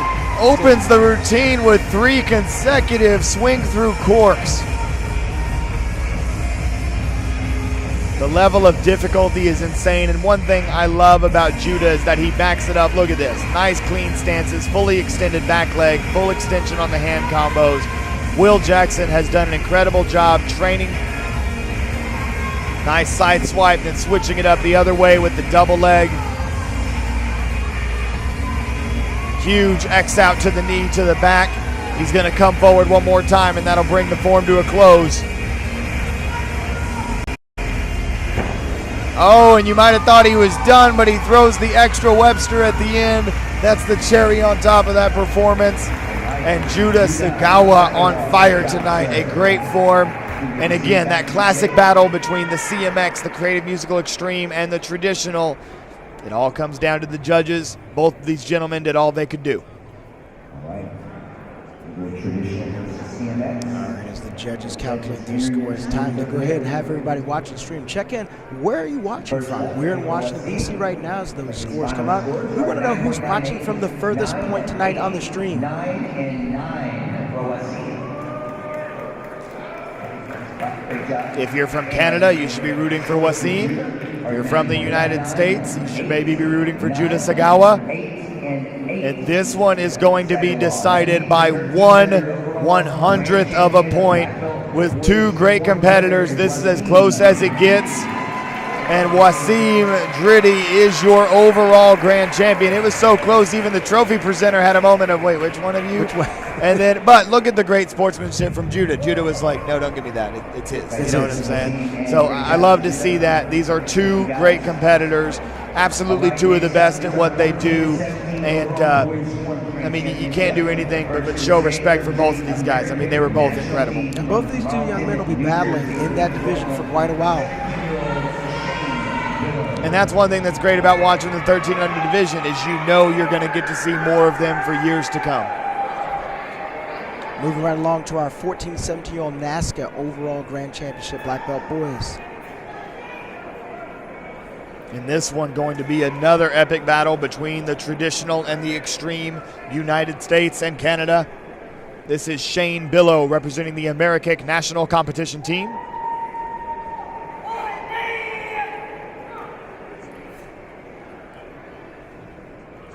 If I heard him correctly from back here, he announced the name of his kata as Ohandai.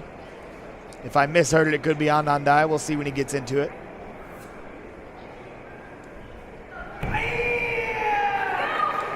And I do believe it is Ohandai.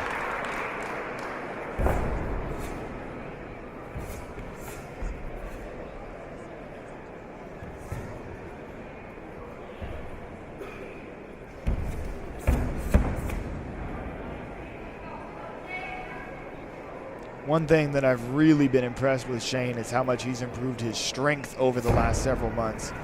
I've talked in previous night shows about how his technique has improved with his bow work, but here getting a chance to look at his kata tonight, I'm really seeing how he's developed his strength so that he can be a physically more powerful competitor, and you're seeing it in his movements.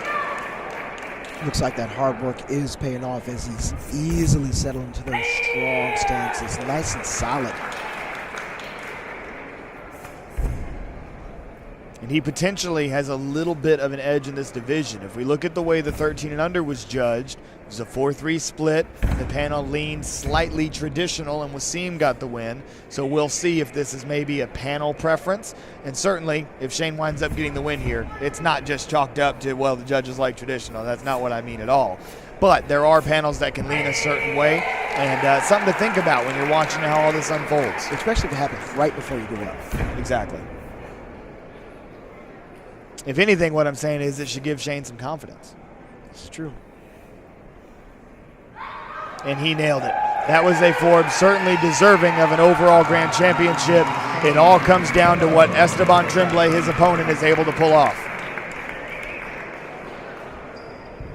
Always strong. All right, this competition tonight, representing Team Paul Mitchell from Quebec. Please welcome 17-year-old Esteban Tremblay.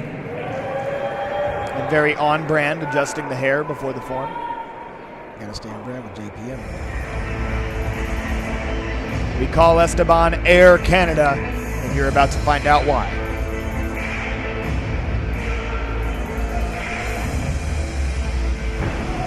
Goes for the full D-leg twist to get things started. Could have exaggerated the D-leg a little bit more, came out as more of a double full. To be fair, he might have intended to do a double full there. I know typically he opens the form with a full D-leg twist, but strategically he might have done whatever felt better. He gets into the opening hand combo here. And here comes some more tricking. Touchdown, gainer switch to the cork, to the knee. So far, so good for Esteban. Hop over hook into the side swipe. He sets up. Here he goes on the corner pass. Nice pencil backflip. A little bit of Danny Etkin inspiration. Powerful hand combos to finish it up. Clean Webster finish and the trademark intensity of Esteban Tremblay, the pride of Canada. Now we have to see which way the judges are leaning. Are they going to go CMX or traditional?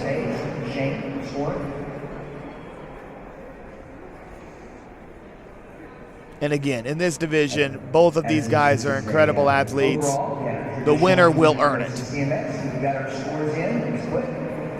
First up, scores for Shane, 9.98, 9, 8, 8, and 9. Shane Billow, great job, sir. A 49.92 for Shane Billow. That looks like it will be a 4-3 split until we see Esteban scores. Esteban scores the 49.93. And again, this is the second time that these competitors that I can remember have had a 4-3 split this season in this overall grand championship.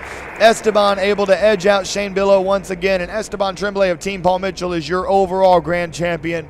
These, once again, two world-class athletes. That is an excellent matchup, and it is not the last time this season that we're going to see those two matching up in this division. Coming up next, we've got our 13 and under overall NASCAR Grand Championships black belt girls weapons. First credit to the stage, representing Team Paul Mitchell from Brockton, Mass. And these junior divisions just keep bringing the heat. This is going to be another closely contested matchup. Team Paul Mitchell's Isabella Nicoli on stage now for CMX with her nunchucks. She will face the traditional bow of Cody Molina from Team Competitive Edge. This is going to be good.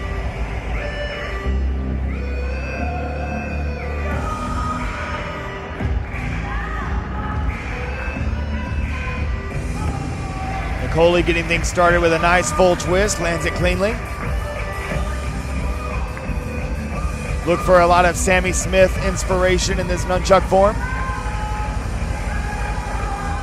Even down to the little head shake at the beginning. Sammy used to always do the exact same thing.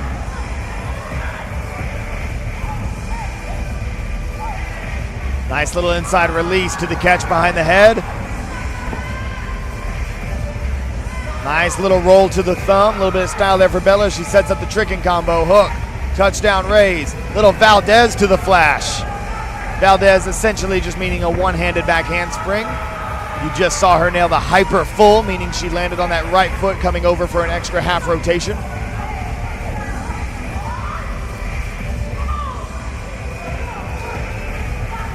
The signature release combo right here for Bella. This is a pivotal moment of the form. She sticks it, goes right into the side swipe.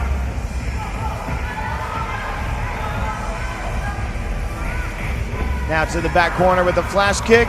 She'll come up and approach the judges one more time, and that'll bring the form to a close. Let's see if she nails it.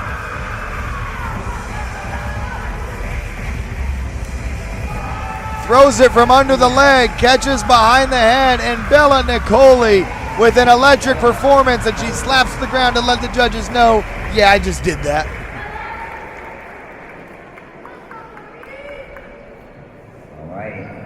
And like I've said for the last two divisions, both of these competitors, world class. So there was the CMX of Bella. Now we have the traditional of Cody.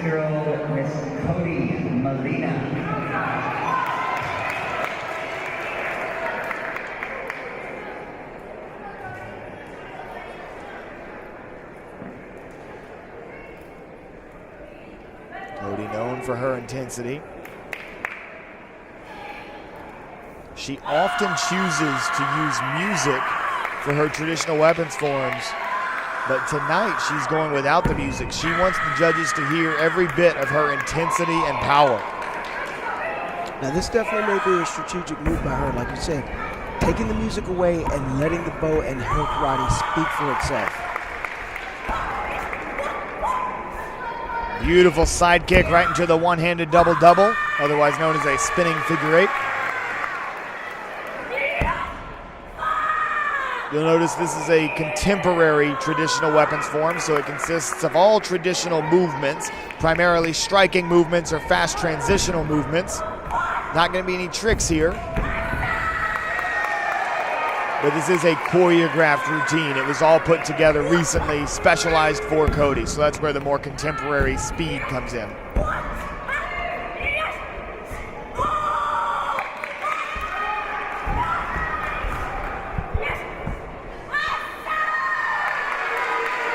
Big, intense ground stab there. She's about 75% of the way through the routine at this point. A few more strike combos. There's another one of those spinning figure eights to show off some difficulty. Balance check here after the front kick. Beautiful balance. And then Cody throwing in a little bit of Lauren Carney flair. We put that in her form when we choreographed it, that over-the-head strike low with the knife hand. Lauren used to end a ton of her forms that way. Cody liked the way it looked, and so when we put that together, if you didn't figure it out by now, Cody's a student of mine, so we wanted to put that little homage in there, and she executed it beautifully. And now, like I said, world-class competitors on both sides here. This is a toss-up. Either competitor deserves to win, and we're going to see what the judges decide. And of course, with the added addition of a little bit of extra money provided by Magnuson for Fighters Matter 2. Thankfully, we appreciate that. think it's absolutely wonderful she's doing that. Absolutely, and right on cue, it's looking like another 4-3 split. And as it should be, 3 divisions in a row, junior competitors splitting the judges down the middle, 4-3, as close as it gets in sport karate. And that is a testament to how great the last 6 competitors that have seen the stage, all of them so impressive, these divisions so closely contested. It does not get better than this. Mallory Woods, man, I mean, what did we do to get so blessed tonight? Hey, this has been a great way to start things back off as we start to exit out of this pandemic and start to get back to what was quote-unquote normal before. This is definitely the way to do it. And really, it's been like this with night shows all year long. We've had so many great nighttime finals that have had so many closely contested divisions, buzzer beater finishes in point fighting, even sometimes some dominant performances in point fighting that have been really impressive. I mean, sport karate this year has been such a fun spectator sport, and I hope that anybody tuning in from sportmartialarts.com or Black Belt Magazine, I hope that you're taking the advantage to learn about these competitors, learn about these players, become fans of some of these athletes and follow them, because this is as good as just about any sport that you can put on TV. Very well said. As we move right along to our 14 to 17-year-old NASCAR Overall Grand Championship for Black Belt Girls forms, we have someone familiar to the stage.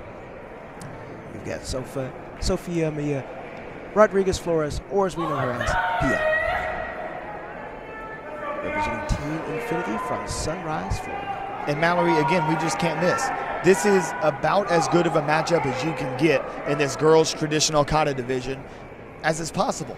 Sophia Rodriguez Flores against Maddie Kenaway. I mean, these are the 2 top competitors in this division since the COVID-19 pandemic. I would 100% agree with you on that. And you can see who's been busy through the pandemic, honing their skills, getting things better, trying to find out any way possible to gain advantage once things open back up and we can get back to normal competition.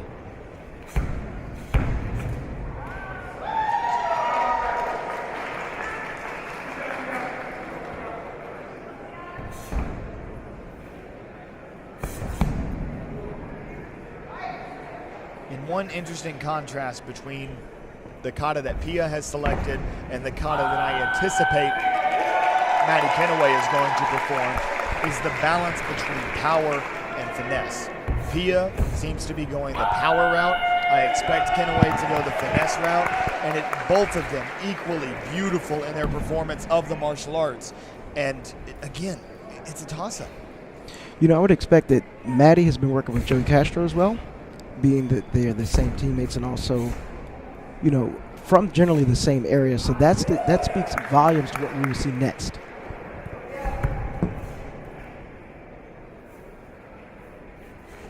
That's 2 of the top coaches in the game featured in this division. I mean, we've got Sophia being coached by Robert Young. That is the school, the Kinsekan Dojo, that produced the likes of Ariel Torres, that has produced Gabrielle Rudolph, who won the overall grand championship in the women's division earlier. They've produced so many champions. And then on the side of Maddie Kenaway coming out of that KTOC camp featuring Joey Castro. I mean, those are 2 of the 3 great traditional forms camps in the world right now. The other camp that's one of those top camps being the Leica camp.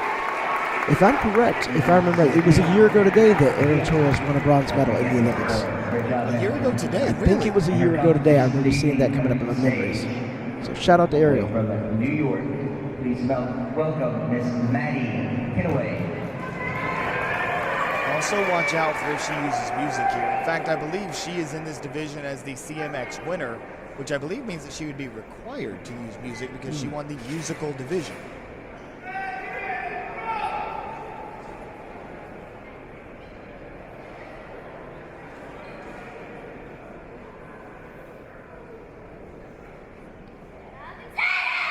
Or maybe not. Or an acapella. I am wrong sometimes. It happens. But it is the overall grand championship, so I don't believe there is any written rule that you have to keep your music. They allow competitors who win non-musical divisions to add music, so it makes sense that you would allow a competitor who wins a musical division to take away their music. If you're going to do it one way, you have to do it the other way to be fair.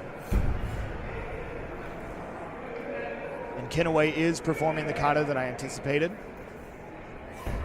This is a crane kata that Joey Castro was telling me about. He said he's tried to get students to do this kata for a long time. He's shown this kata to a ton of students, and people are always scared to do it for whatever reason. It's a difficult kata. It is more finesse-based as opposed to power-based, although you will see Kenaway employ plenty of power throughout the routine. But for whatever reason, Joey just seemed to never be able to get some students to commit to, yeah, I'm going to do it. And Maddie Kenaway bought in. She said, I'm going to do it. I'm going to make this my ace form. And she absolutely has, and it has led her to several overall grand championships before. And of course, if you get a student that is picking up and winning with this, maybe you'll get other students that want to jump on board and do this as well. Oh, I guarantee you that Joey Castro has gotten plenty of phone calls saying, hey, can we learn that form Maddie Kenaway does? But imitation is the greatest form of flattery.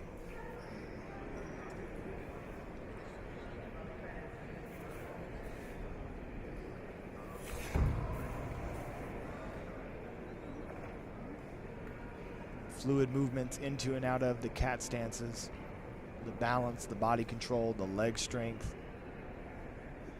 I mean, look at this technique right here. Absolutely no movement of the base leg. Bending down, then throwing the front kick. Beautiful and such a high level of difficulty.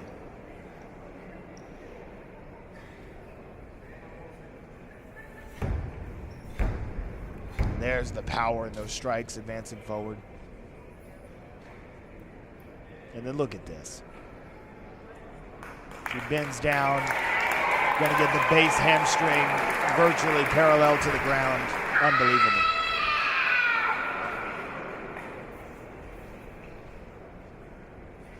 And that's another thing I love about this show tonight is we've gotten a very even mix of the extreme, the modern, and the traditional. So whether you're someone that's tuning in and you want to see traditional karate done the way that the sensei taught it to you, or you want to see that next generation and you want to see the tricking and the acrobatics and the thrilling extreme divisions, regardless of what you want to see in a sport karate tournament, you're getting it here tonight. You're getting a wide variety of that. That is true. And a beautiful kata from Maddie Kenaway. Guess what? Another hard decision for the judges, but hey, you know what? That's why they're there.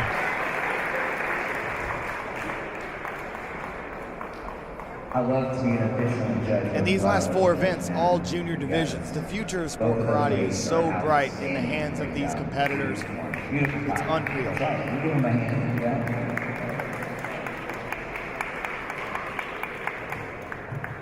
All right, judges are putting those scores in. Let's see how close this one winds up being. Judges are tabulating their scores right now. It's Maddie in the middle with the have a little fun with the cameraman taking pictures.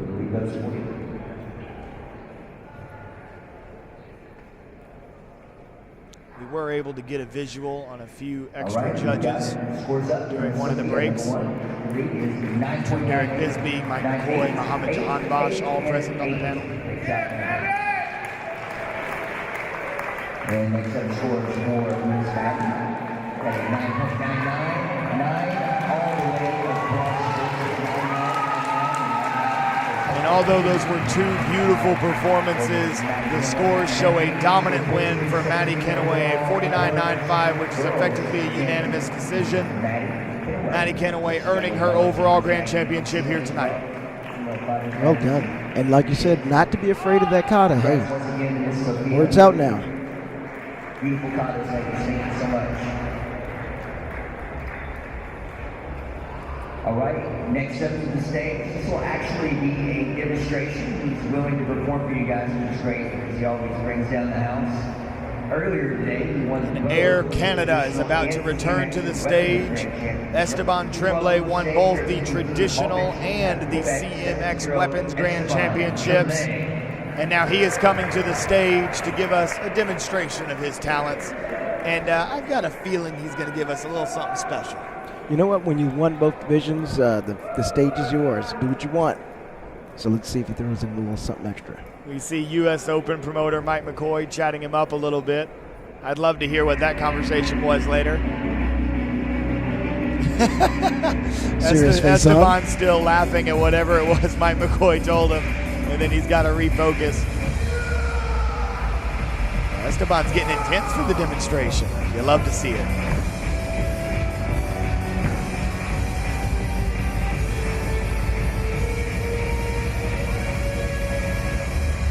And you're going to see a lot of spins and tricks in this form, but look at that strike combo. You would not want to stand in front of those strikes.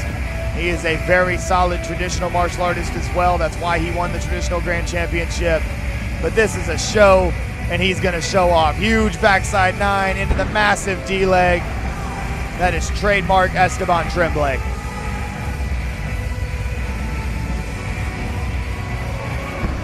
Beautiful double, puts the hands on the hips. We call that a Peter Pan 720. There's the hair flip. Adjusts the hair in the middle of the trick, throws the Webster, and he misses it. What's so funny about this is that when he does this in competition against the best in the world, I've never seen him miss that incredibly difficult throw Webster catch. When he's up here for a demonstration, because he did the same thing at the Ocean State Grand Nationals, up there for a demonstration, drops that move. Up here for a demonstration here, drops that move. It's like he needs the pressure. You got to put the pressure on him for him to hit it, which is so funny. But hey, Esteban, as one of your coaches, or as your coach, well, I mean, his dad coaches you. But anyway, Esteban, if you go back and you rewatch this stream, just understand that if you're ever going to drop that move, it needs to be in these moments. I'm okay with that. We can live with it. When you win both divisions like that, you afford a little bit of flexibility. Absolutely. So again, that was just a demonstration. So Esteban Tremblay, still your 14-17 overall boys weapons champion. And ever since the Ocean State Grand Nationals, Team Paul Mitchell has owned that grand championship. Ocean State saw Esteban win it. The same was true at the Battle of Atlanta. Ben Jones won the overall grand championship with his traditional bow form at the U.S. Open, and then Esteban comes here and gets another overall grand championship win. All right, up next, we've got our 18 and over NASCAR Overall Grand Championship Men's Creative Musical Extreme Weapons. Starting us off again from Team BKS, 35 years young, Adamus. Adamus Cornell, this is the form that he always ran when I was competing against him, the whip chain, starting off with that huge flash kick.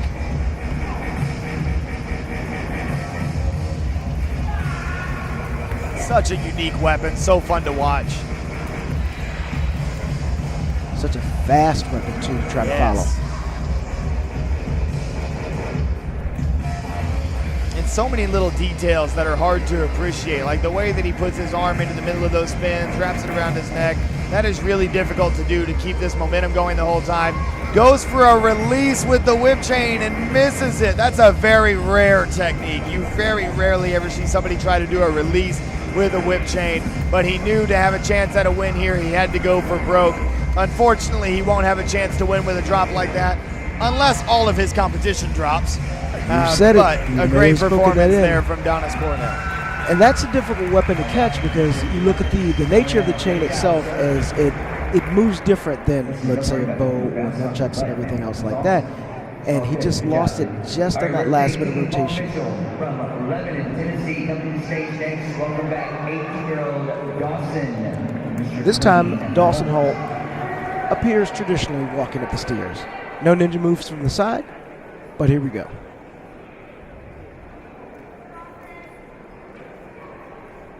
If you've been tuning in for the whole show, you saw him show off his traditional sword form earlier. You saw him appear out of thin air to do a demonstration for the Team Sync division. But now he means business. He is competing for the overall men's weapons title and choosing to go no music. Which I like that decision. The power and intensity that Dawson brings to his forms. He's saying, judges, you just sit back and watch this.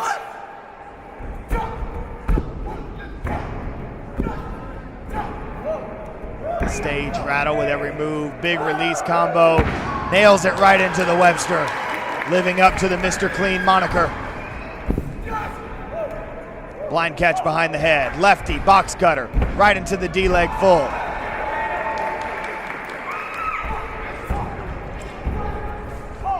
Beautiful clean sword cuts.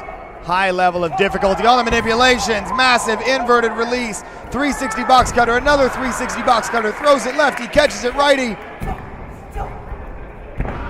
Closing moments.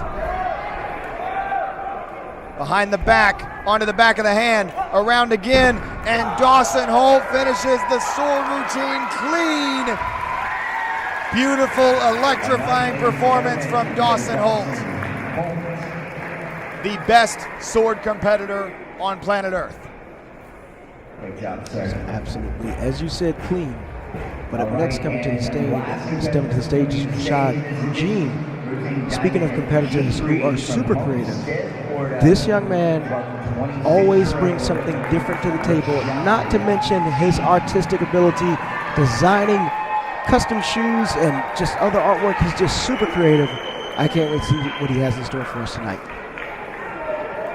Something to look out for. Rashad is going to be using different bows than what he is trained with. In the eliminations, he had a mishap where he actually landed with one of his feet during a tricking pass on the end of another pair of double bows and actually broke one bow. So both the bows that he's using are not bows that he is trained with for this event. It'll be very interesting to see if he's able to make that adjustment. And coming from a bow guy, when you got to change bows last second, that is a very difficult adjustment to make. Huge Jesus stall backflip to get things going. The Black Mamba wants this one bad. A multi-talented martial arts athlete. He got the Black Mamba nickname because of a snake-like hook kick that he throws in sparring. Yes, sparring. You heard that right.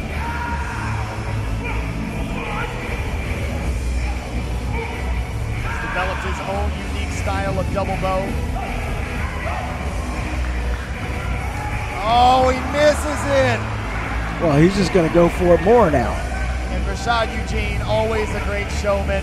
He says, I know that I'm out of the running now, but I don't care. I'm still going to put on a show for this crowd, show you what I can do with single bow, catches the 720. And he's just freestyle at this point, which is crazy. Oh, I've never seen him do that before. Did a circus where you slide the ball off your body and then caught it by clapping the hands together. And once again, just freestyle, just making it up as he goes along. It's not every day that Jackson Rudolph sees a bow move that he hasn't seen before. I've never seen that. Much respect to Rashad Eugene. Large ovation from the crowd. He's always a fan favorite. Unfortunately, he and Donis Cornell both dropped, which means that Dawson Holt will come on stage to claim his championship. But even though it's easy for the judges, we are absolutely not short of entertainment in that division. That's absolutely true. Let's play a game of what if. What if, and you mentioned you saw Donis drop, Rashad drop. What if Dawson had dropped as well? What do you do now? Theoretically, this is one of the reasons that a few years ago NASA went from disqualifications in the finals for dropping to an automatic 9.95. And really, it's not technically an automatic 9.95. It's a 5/100th of a point reduction. And so judges, they're not going to give somebody a 4 or a 3 because that's just mean. So they just throw out a 5 as a courtesy, right? So what that sets us up for is that if, heaven forbid, Dawson had dropped as well, that means that the judges would have scored with the top score being a 9.95. And go from there. And it would have been a 5-4-3 to determine who the winner is. Understood. Well, hopefully we don't see that, but it's interesting to think about that, the contingency plan that if you do, since you do narrow the, and as traditionally, Rashad dropping the bow, he's going to do some push-ups. Love it. That's something that we all do in the dojo when we drop it. You got to do some push-ups and punish yourself for it. I remember I dropped at the end of my routine one year at Warrior Cup, dropped down, gave some push-ups, and it's cool to see Rashad continuing that tradition. Dawson Holt taking home his second pyramid of the night. All right, great job, gentlemen. Thank you. And moving only forward, place that's got more pyramids than Dawson Holt's mantle, Egypt. Young lady's also agreed with work. She was the winner of the traditional and CMX weapons division earlier. Please welcome Team Paul Mitchell, Miss Avery Presley. Now we move on to the 14 to 17 girls weapons championships. And if I'm not mistaken, this is a demonstration yes, for Avery Presley, because Avery Presley, much like her teammate Esteban Tremblay, won both the traditional weapons and CMX weapons grand championships, which means she gets to come up here and have some fun. Now, when you're doing this, do you stick with the same old, or do you try to give a little extra for the crowd? Maybe try that new trick, maybe throw something in, or do you play it safe? If it was me up there, I'm throwing everything, and I want to give this crowd something to remember. You've already won the grand championship, so you can literally do whatever you want. So we'll see what Avery gives us here tonight. Now, what's also important is to be strategic because there's more tournaments coming up in the World Tour this season, including the Diamond Nationals. And so Avery doesn't want to give away anything to her competitors. So if she does have a new trick up her sleeve, she might not want to give it to the crowd just yet, because if you give it to the crowd, you give it to your competitors too. And it looks like the lights maybe get the best of her. She says, don't worry about that. You didn't see that happen. I'm just going to finish out this form real quick. It is definitely a new age to be in, because back when I was competing, you had rare, maybe videotape performances that you, if you put your hands on the tape and study. But here, as we're live right now, this performance will be up and it'll be streaming and ready. And of course, you guys should be sharing this, as you have been. I've seen a high share number, so thank you for that. But back then, you had to get a tape where you had to ask them, what is this person doing? Having that technology available and so many cameras in the crowd, you get to watch your competitors very closely. And Avery Presley just strategically lulling her competitors into a false sense of security with that drop. That's all that was. All part of the plan. We got a little bonus support. Maggie Messina coming up, giving the sponsorship. Female Fighters Matter too. So once again, Avery Presley won both of the divisional grand championships. She already eliminated everybody else, and she gets her pyramid and gets to go off stage. All right, And a little bit of bonus prize money once again. Next up Female is our Fighters Matter too, and Maggie Messina. Our 18 and over women's overall weapons championship. We watched forms earlier. Looks like we have a big division coming up for the women's weapons overall grand championship. 19-year-old Connie Shelton.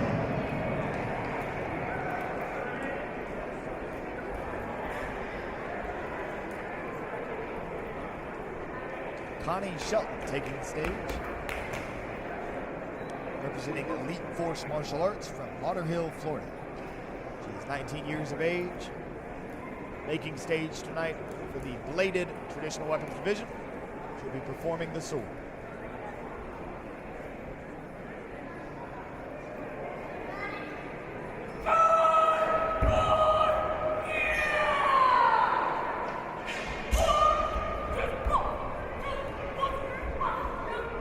Just recently getting back to full health after suffering a bad ACL injury. It was a complete ACL tear that she's been recovering from over the past year or so.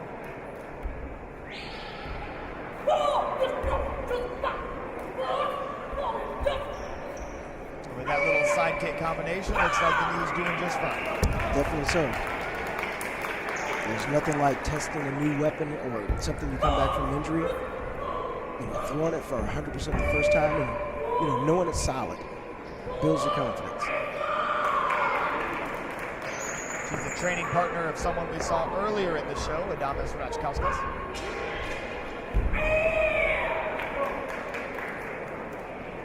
Nice jump spin to show off some difficulty, bringing the intensity as we get into the closing moments of the form. Nice figure 8 manipulation with the reverse sheath. And then drawing the sword in that reverse grip. A little bit more manipulation into the cutting combination.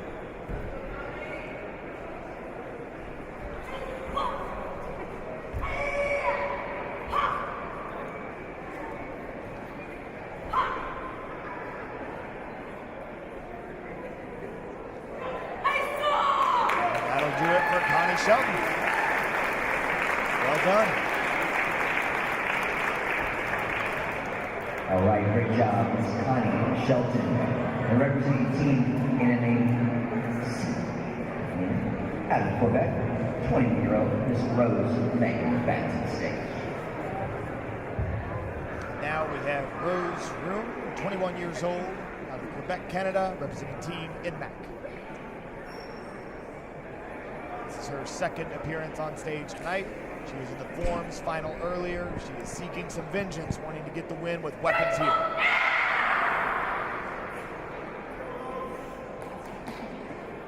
One thing to pay attention to in her traditional bow form is the power. On the live stream, you'll likely be able to hear the bow popping up against her body as she locks those strikes.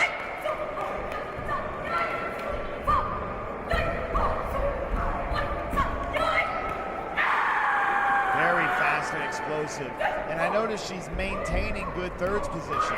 That's something in watching her earlier in the season. I thought she had a habit of keeping the hands a little close together, but that is a habit that she has fixed. She's keeping her hands in that proper thirds position. It's allowing her to maximize the power of her striking, and that's one thing, anytime I see that in these broadcasts, if I see a competitor make an improvement and fix a bad habit, I'm going to call it out, because that's one of the hardest things to do. When you're at the highest level and you're making the finals and you're on stage consistently, being humble enough to recognize where it is that you need to improve and then putting in the work to make that adjustment to make you a better martial artist, that deserves respect. You know, something definitely that should be said is that all the competitors that are here tonight did win respectively today.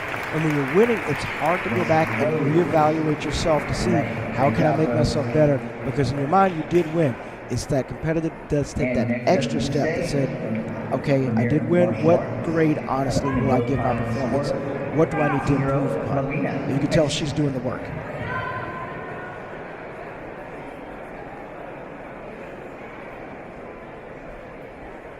Now on stage from Pembroke Pines, Florida, this is Melina Pecci. 18 years of age, representing Premier Martial Arts.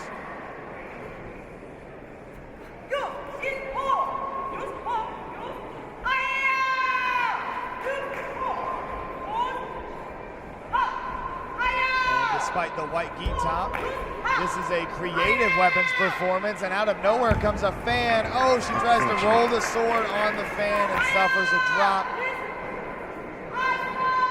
Actually looks like that might have damaged the fan a little bit. That might have been did see a bend in that fan. I was going to ask you about that.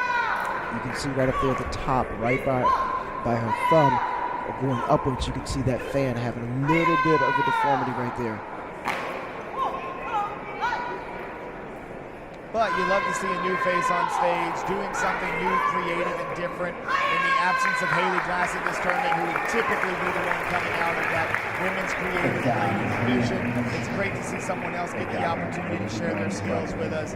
Just unfortunate to suffer the drop. All right, and our fourth competitor in this division, Team Revolution from Ontario, Canada. Welcome, 20-year-old Technically, Lexi you consider the Barclay. fan as one of the old ninja weapons. Correct. I believe that those fans actually had small blades on the end.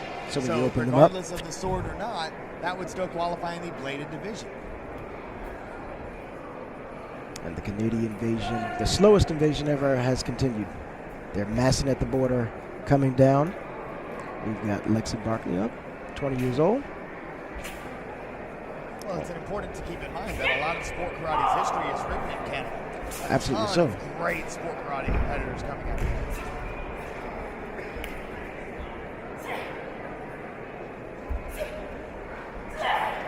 So Lexi Barclay returning to the stage. She has been the soft style specialist in the women's division, not only winning the U.S. Capital Classics divisions to qualify for the ninth show here, but also getting the win in the China Open division that is specifically for the Kung Fu soft style competitors.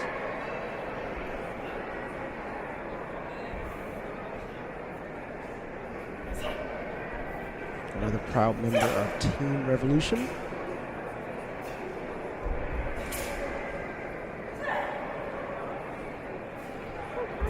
Not many things more satisfying in sport karate than a broadsword being exchanged.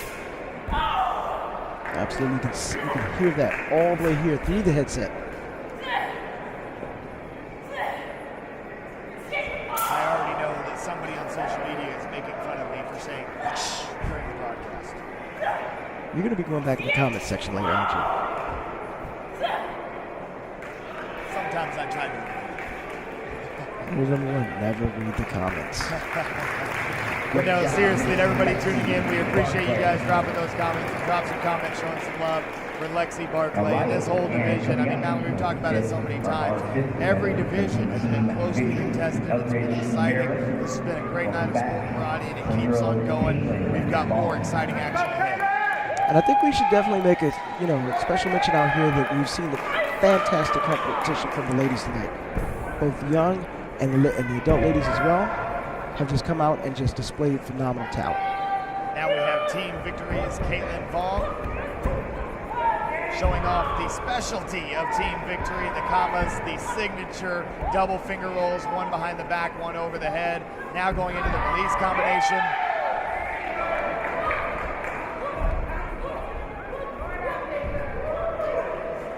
The inversion there showing that she won the extreme weapons division.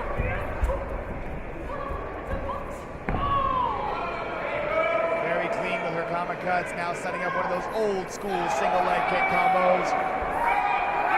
Beautifully done. I've got a feeling that Judge John Chung probably loved that. I would think he would too.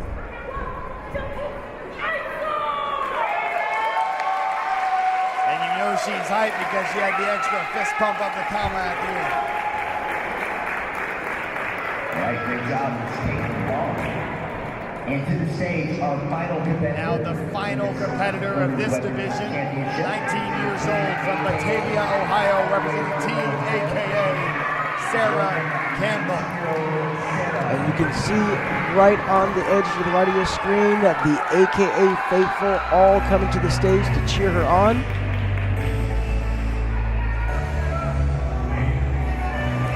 Sarah, another student of mine. She is the overall grand champion from the Compete Internationals earlier this year.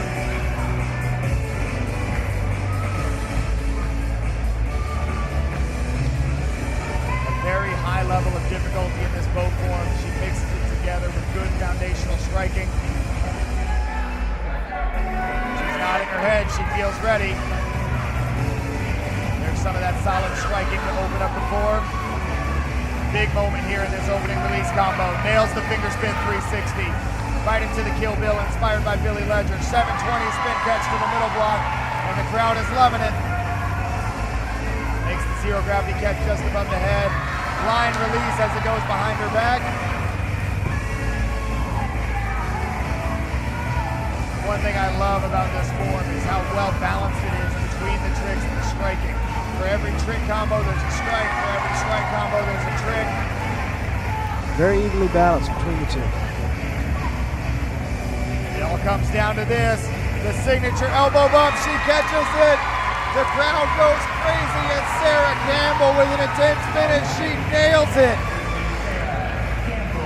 What a great division here in women's weapons. All right, we get all the ladies back on stage.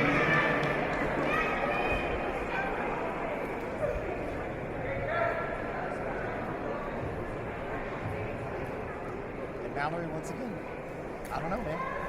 Judges, that's your business.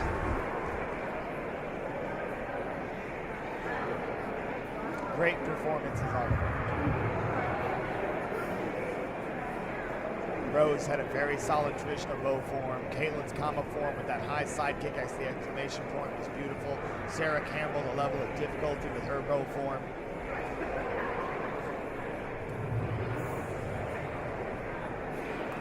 Some good cheering sessions for everybody. Definitely so. And again, from Team Revolution when they're fully stacked here and represented, and Team AKA, there is a battle between who's going to support their player the most. It's the benefit of having a big squad. That's true. Or as they would say, big family. Yes, absolutely.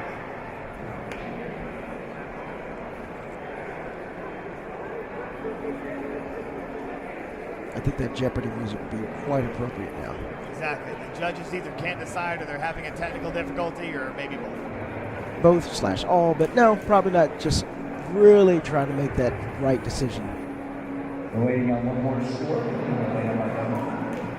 They're waiting on one. All right, give a big round of applause to all of these fantastic ladies. It sounds like there was technical difficulty. Great job. Great competition. And again, to your point, Mallory, such a great women's division on a night where we are celebrating women and girls in sport karate, thanks to All female right, looks like fighters. today is first step for sports. Let's time show.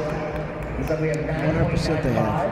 5. Suspense is over. We're getting some scores right now. Great job, man. 7-6. Scores for Rhodes, 9.97, 7, 8, 9, and 9 for Rhodes. For a final 49-90. This is about what I expected. A couple of 9s, a couple of 7s, and 8. I mean, mean, this is how it's going to be with 3 girls at the top of this division who can make an argument for any one of them. It's like 9.9665 for Lexi, 49.79. And scores for Kate. I think the total score for Rose came out to a 49.90. 8-7 for Caitlin. I believe that means that Sarah has locked it up. There should be enough nines left for her to win it. And she does with a 49.92. Sarah Campbell with her 2nd overall grand championship of the season. She is the only woman in the women's weapons division, not named Haley Glass, to win multiple overall grand championships this year. That is really significant and could have major implications as we get down to these world championship title races at the end of the season in the fall. Yeah, we're closing things up quickly. So a double victory like that will put that overall title within striking distance. Great job, ladies. And I say in the fall, we've got so many great tournaments on the NASCAR World Tour now, it's even extending into the winter. This is true. Overall champion, by the way, as well. All right, our next competition is the Demo Team Challenge Grant. Now, they're not giving us a break. Every single division is bringing the heat. And now we've got a team that I'm pretty familiar with. Team Competitive Edge taking the stage, and they are going to duke it out with a team that they have a friendly rivalry with in Team Infinity. 2 historically great team demos. We all remember several years ago the Team Infinity teams that went on those runs to win those U.S. Open titles. Team Competitive Edge currently has an active streak of 3 consecutive U.S. Open ISKA World Championship defenses. Of course, winning other NASCAR tournaments along the way as well. This is going to be a knockdown drag-out between 2 of the best demonstration teams in the world. Now, for those that are just watching the first time, give us a rundown on team demonstration. How is it different from team sync, etc., etc.? Well, this is organized chaos. Team demonstration is the most martial artists on the mat at any given time of any sport karate division. So you're going to see a bunch of different things going on at the same time. Some synchronous movements like you're seeing now with the hand combination. Asynchronous movements, you're going to see weapon sections coming in for both teams. It is quite literally organized chaos showcasing all kinds of different martial arts. And all kinds of different age ranges as well. I think our youngest competitor for Team Competitive Edge is only 8 years old, going all the way up to competitors in their late teens and early 20s. The Kama section holding it down. Looks like there was 1 drop suffered on the back there. Now there is not any mandatory scoring difference for a drop in the demo division because there's so many moving parts. However, if Team Infinity doesn't have any drops, they'd be favored to win this. It is quite a challenge to watch the entire stage at one time. We have the advantage from being a little bit further back, so we can kind of see everything. But those judges that are right up there close, they almost have to pick and choose what they're going to focus on. The ladies holding it down, and then Elijah Williams over the top of all 5 of them with the side flip. That's one of my favorite parts of the whole demo. The sink D-legs from Chris Conover and Wasim Dritti. The back flip from Maddie Wiersma. Now the bow section. We got siblings out there with Michael and Cody Molina. 540 behind the back catch, nicely done. Into the 720, they both catch it. And now we've got 4 bow staffers out there. Bows flying everywhere and they all get caught. Now Philip Rumey and Chris Conover are going at it. Sink doubles, a little bit of a bobble there for Chris. Now we're onto the swords. Behind the head catch of the swords. Now we've got Philip center stage. What's he gonna do? Oh, he throws the Webster catch and he nails it. Massive difficulty. That's the thing that sets Competitive Edge apart from any other team. Their level of difficulty is absolutely unmatched. And there's a shuriken cutter. Then Michael Molina with the hyper full. Massive tumbling pass from Elijah Williams. This is crazy.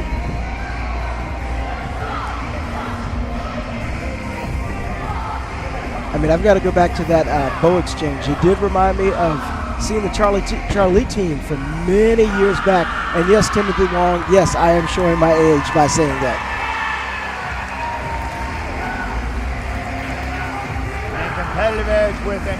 incredible demo. Important to keep up with the mishaps because sometimes that is all it comes down to. Competitive Edge had one drop and one bad bobble on a weapons trip. If Infinity has a drop and a bobble like Competitive Edge, it's a pretty even playing field. If Infinity hits clean, they're going to be favored. There's a whole lot that can still happen. But like you mentioned, there's so much going on. You have a drop, you have to have one of your teammates pick up the weapon because there's no stopping that show. You have a drop, someone else is going to be passing right on through, so they got to pick up the weapon and get going and just on with the show.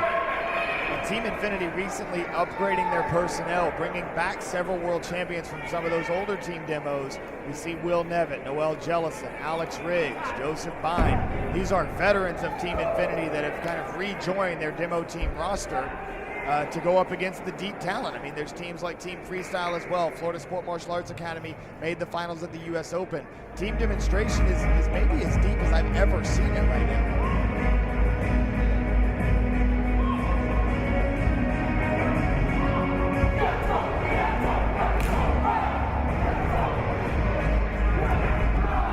Nice synchronized opening combination for Team Infinity.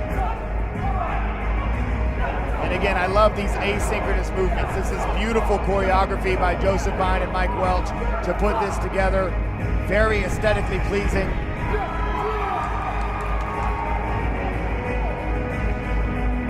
Nice little synchronized work with a very creative little section there from Noel Jellison and Will Nevitt.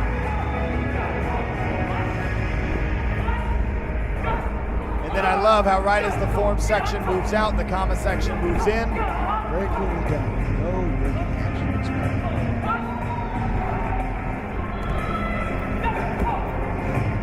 So far, so good for the commas, looking clean. Little bit of a hug catch on the backside there, but hard to tell if the judges would see that or count it as a bobble. And then I love how the commas are integrated here with the hand combination. That's really unique. That's good choreography. And then even still, the comma's still integrated with all these other moving parts. Very well done. Now out comes the bows, a little behind the head catch.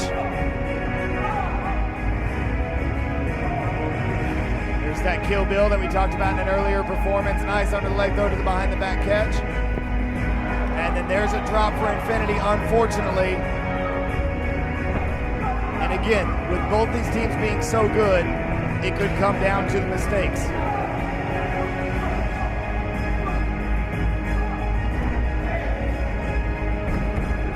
Team Infinity program, absolutely legendary in this division, one of the great franchises of all time in the team demonstration category.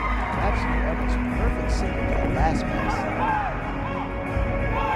And I love the mixture of different tricking techniques going there. They kind of high-fived each other with the pop front kicks. That was cool. Looks like we're getting ready for another bow section coming up. I see them prepped in the back. The bow section, of course, with Mike Welch being a bow guy, that was always a signature in the Infinity demos.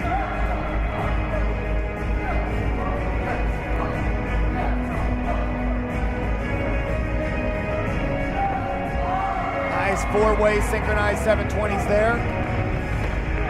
That huge split kick from Will Nevitt in the back. He gets so much air, it's crazy.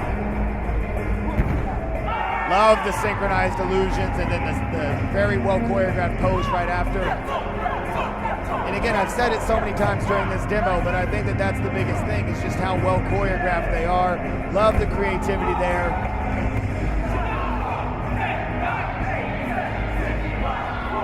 And that's a cool feature, having the countdown, the team members outside counting down to the end of the form. And then a strong finish. Very nicely done. So we see added pressure. Still with team demo, still added pressure for the judges. Absolutely, and this one could be a close one. I mean, we've got both teams had significant drops, and it's going to come down to a number of factors, right? And I want to tip my cap to the choreographers for both of these squads. On the Team Infinity side, you've got Mike Welch and Joseph Bine. Mike Welch, absolutely a legend in the team demo choreography game. And then for competitive edge, I got to give a shout out to my mom for doing most, if not all, of the choreography there, with the help of guys like Jake Presley, Ben Jones, Priscilla Molina's even stepped in and helped out with the team demo a little bit when my mom couldn't be around. So a big tip of the cap to the people responsible for putting together both of these incredible team demonstrations. And like so many divisions we've seen tonight, either of these teams could be deserving of the championship. Fantastic competitors. Great team. Yeah, I got you.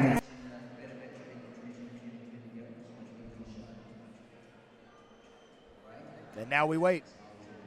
Mike Welch, I saw you on the stream earlier. I'm going to virtually shake your hand from home. These two teams are going to go at it a lot. And throw Will Jackson into that handshake too with Team Freestyle. These teams, they're all incredible. It's such an honor to be able to share the mat with such a talented group of people.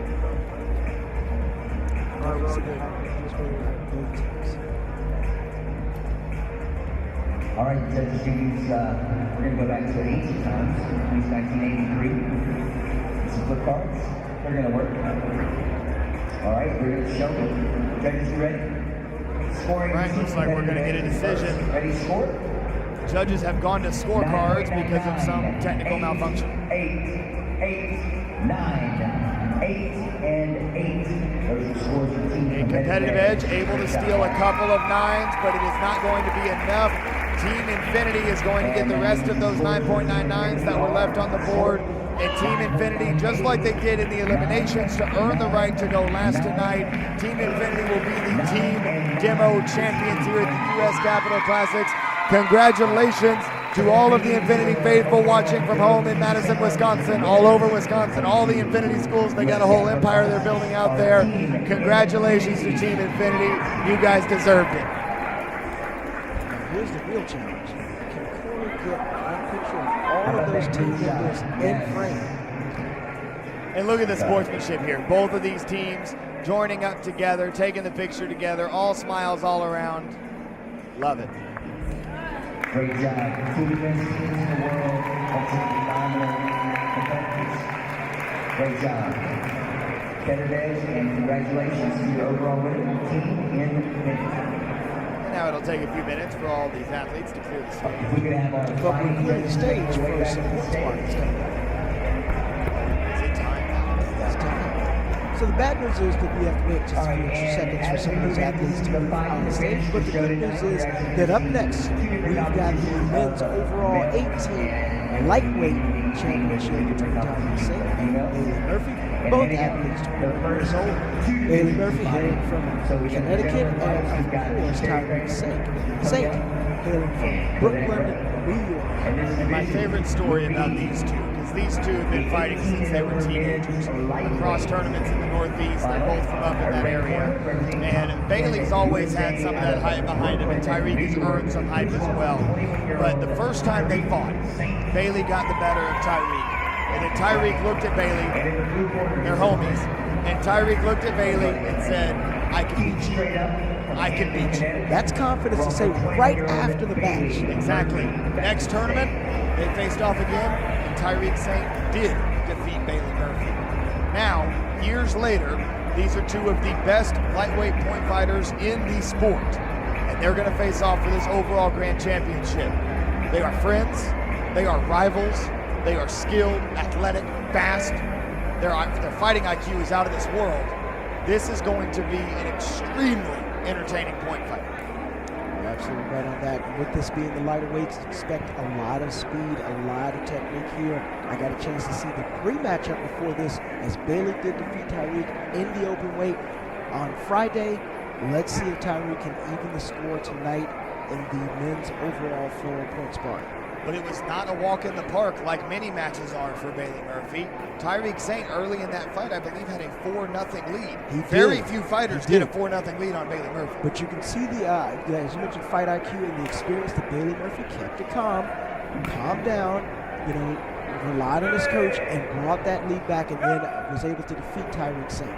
This will be 2 rounds. Hand techniques are 1 point, kicks are 2 points, jump spinning kick to the head is 3 points. And with these fighters, we just might see that. You're absolutely right about that. Looks like Bailey moves forward to get a point. Terry Cranes confirms with his other judges. I don't think so. Time has been called to make sure that we've got the scorekeeping all figured out. Time is precious in this match. Very well could come down to the buzzer. Every second matters. Take a moment to get that figured out. That last exchange saw Bailey diving in for the blitz. Tyreek jumping, trying to evade the contact and score on his own. No official call's been made yet. Looks like we've got a monitor on the stage so that the judges can not only monitor the score, but they can monitor the time, which is much more important. And it looks like both fighters maybe a little bit like about that TV being placed right there on the edge of the mat. That's just out of bounds, so that TV might be in jeopardy. I hope they got the warranty for it. Tyreek dives in with the blitz. He's able to score. So 1-0 Tyreek. Bailey attempts a side kick. Tyreek follows back, counters with the blitz. Murphy starts with, but you see how quick Tyrese is turning and pirouetting, and then sticks a side kick. 1 point. But they go with Bailey's hands got there first. That's one thing about Bailey. His arms are so deceptively long. Like, you don't realize it until look at the extension on the blitz. The way that he dives in, he has such great reach, and then he got a little fancy. Going to the ground, that wouldn't have been a scoring technique even if it landed, but it would have been cool. All of that action, and we are sitting at 1-1. Ooh, fadeaway back fist from Bailey. Looked like it landed, but Tyreek might have landed with the blitz too. Judges don't call it either way. Bailey gets the score that time on defense. There's a lot of countering going on with fading and striking down with that back fist. That means that your blitz as an attacker has to be incredibly fast. You've got to gain that ground and then time it, just like I was mentioning the Tyreek did. It's tied up 2-2 with 40 seconds to go. And what's interesting here is that Bailey isn't being as active of a fighter as I've seen him be before. If you look at that might be strategic.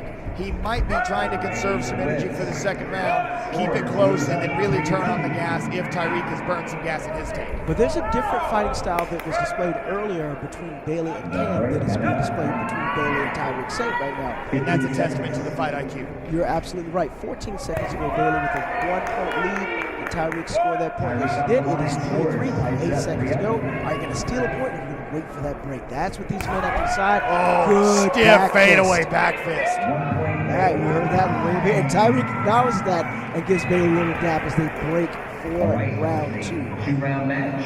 And that's the thing. I mean, these guys are friends. And at the same time, they're going for this major title. This is a big fight. Bailey is the #1 ranked lightweight point fighter in the world. And Tyreek is trying to show, I beat this guy before, I can beat him again. And one of the things that is being discussed right now, what went right and what to correct in round 2. You only get a minute, and there's Troy Vince off to the left giving Tyreek some advice, giving him water as he sits down. And now you either save and conserve energy as you suspect that Bailey was doing, you go for broke, or you go ahead and pull something out that's a little bit different. You notice that all of those points are hand techniques. Yes. All right, kick score. Maybe now the second round we'll see some kicks. It depends. The people who know the best are those two gentlemen in the ring right now, whether they should throw some kicks or should they continue with these hand techniques right now. And Bailey's been more willing to throw the leg. He loves that skip up side kick that kind of comes out of nowhere off the back fist fake, so look for that. And then look already, notice the faster pace of Bailey's bounce, and then he's attacking off the blitz. Watch for Bailey to be more aggressive in round 2. One of the things that I did notice that Tyreek has that high guard. Maybe he's trying to guard against that back fist. However, a lot of those points for Bailey have been scoring on counter techniques as demonstrated in that last exchange. Beautiful. Creates just enough space and then uses that back leg to lunge forward into the back fist.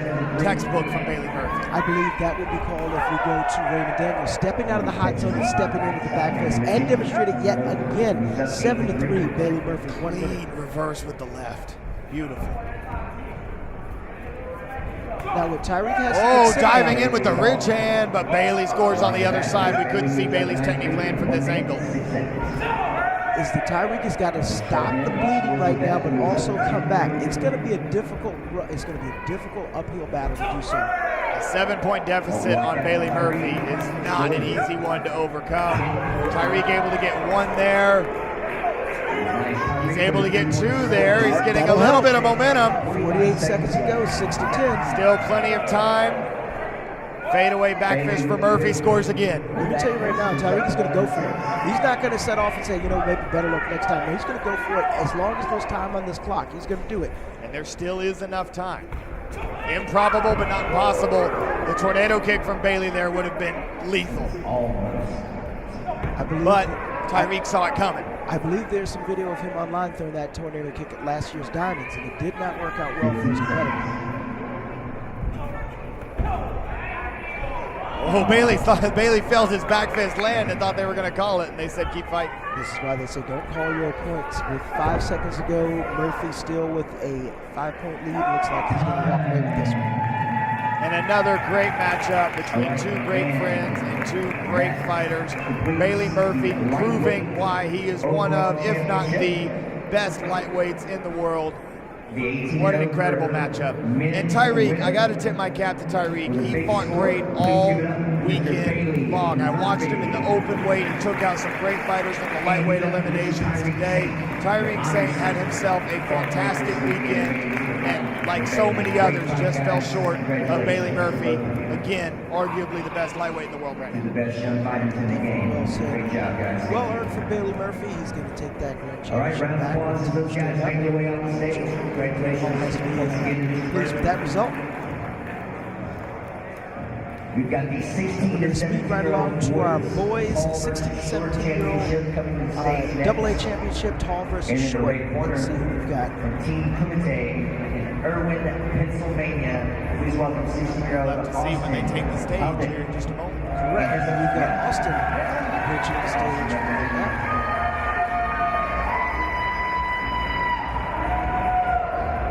Team Revolution Green. All right, and Austin's opponent tonight, which I can't see, looks like Michael Marcy. If I heard that right, Michael Marcy. I believe it's probably Michael Macri. Macri. It's M-A-C-R-I. A little bit hard to get the headphones off and try to listen in. All All right, we've got Michael on white in the white headgear, and we got Austin in the black headgear. Both gentlemen coming out in the open stance.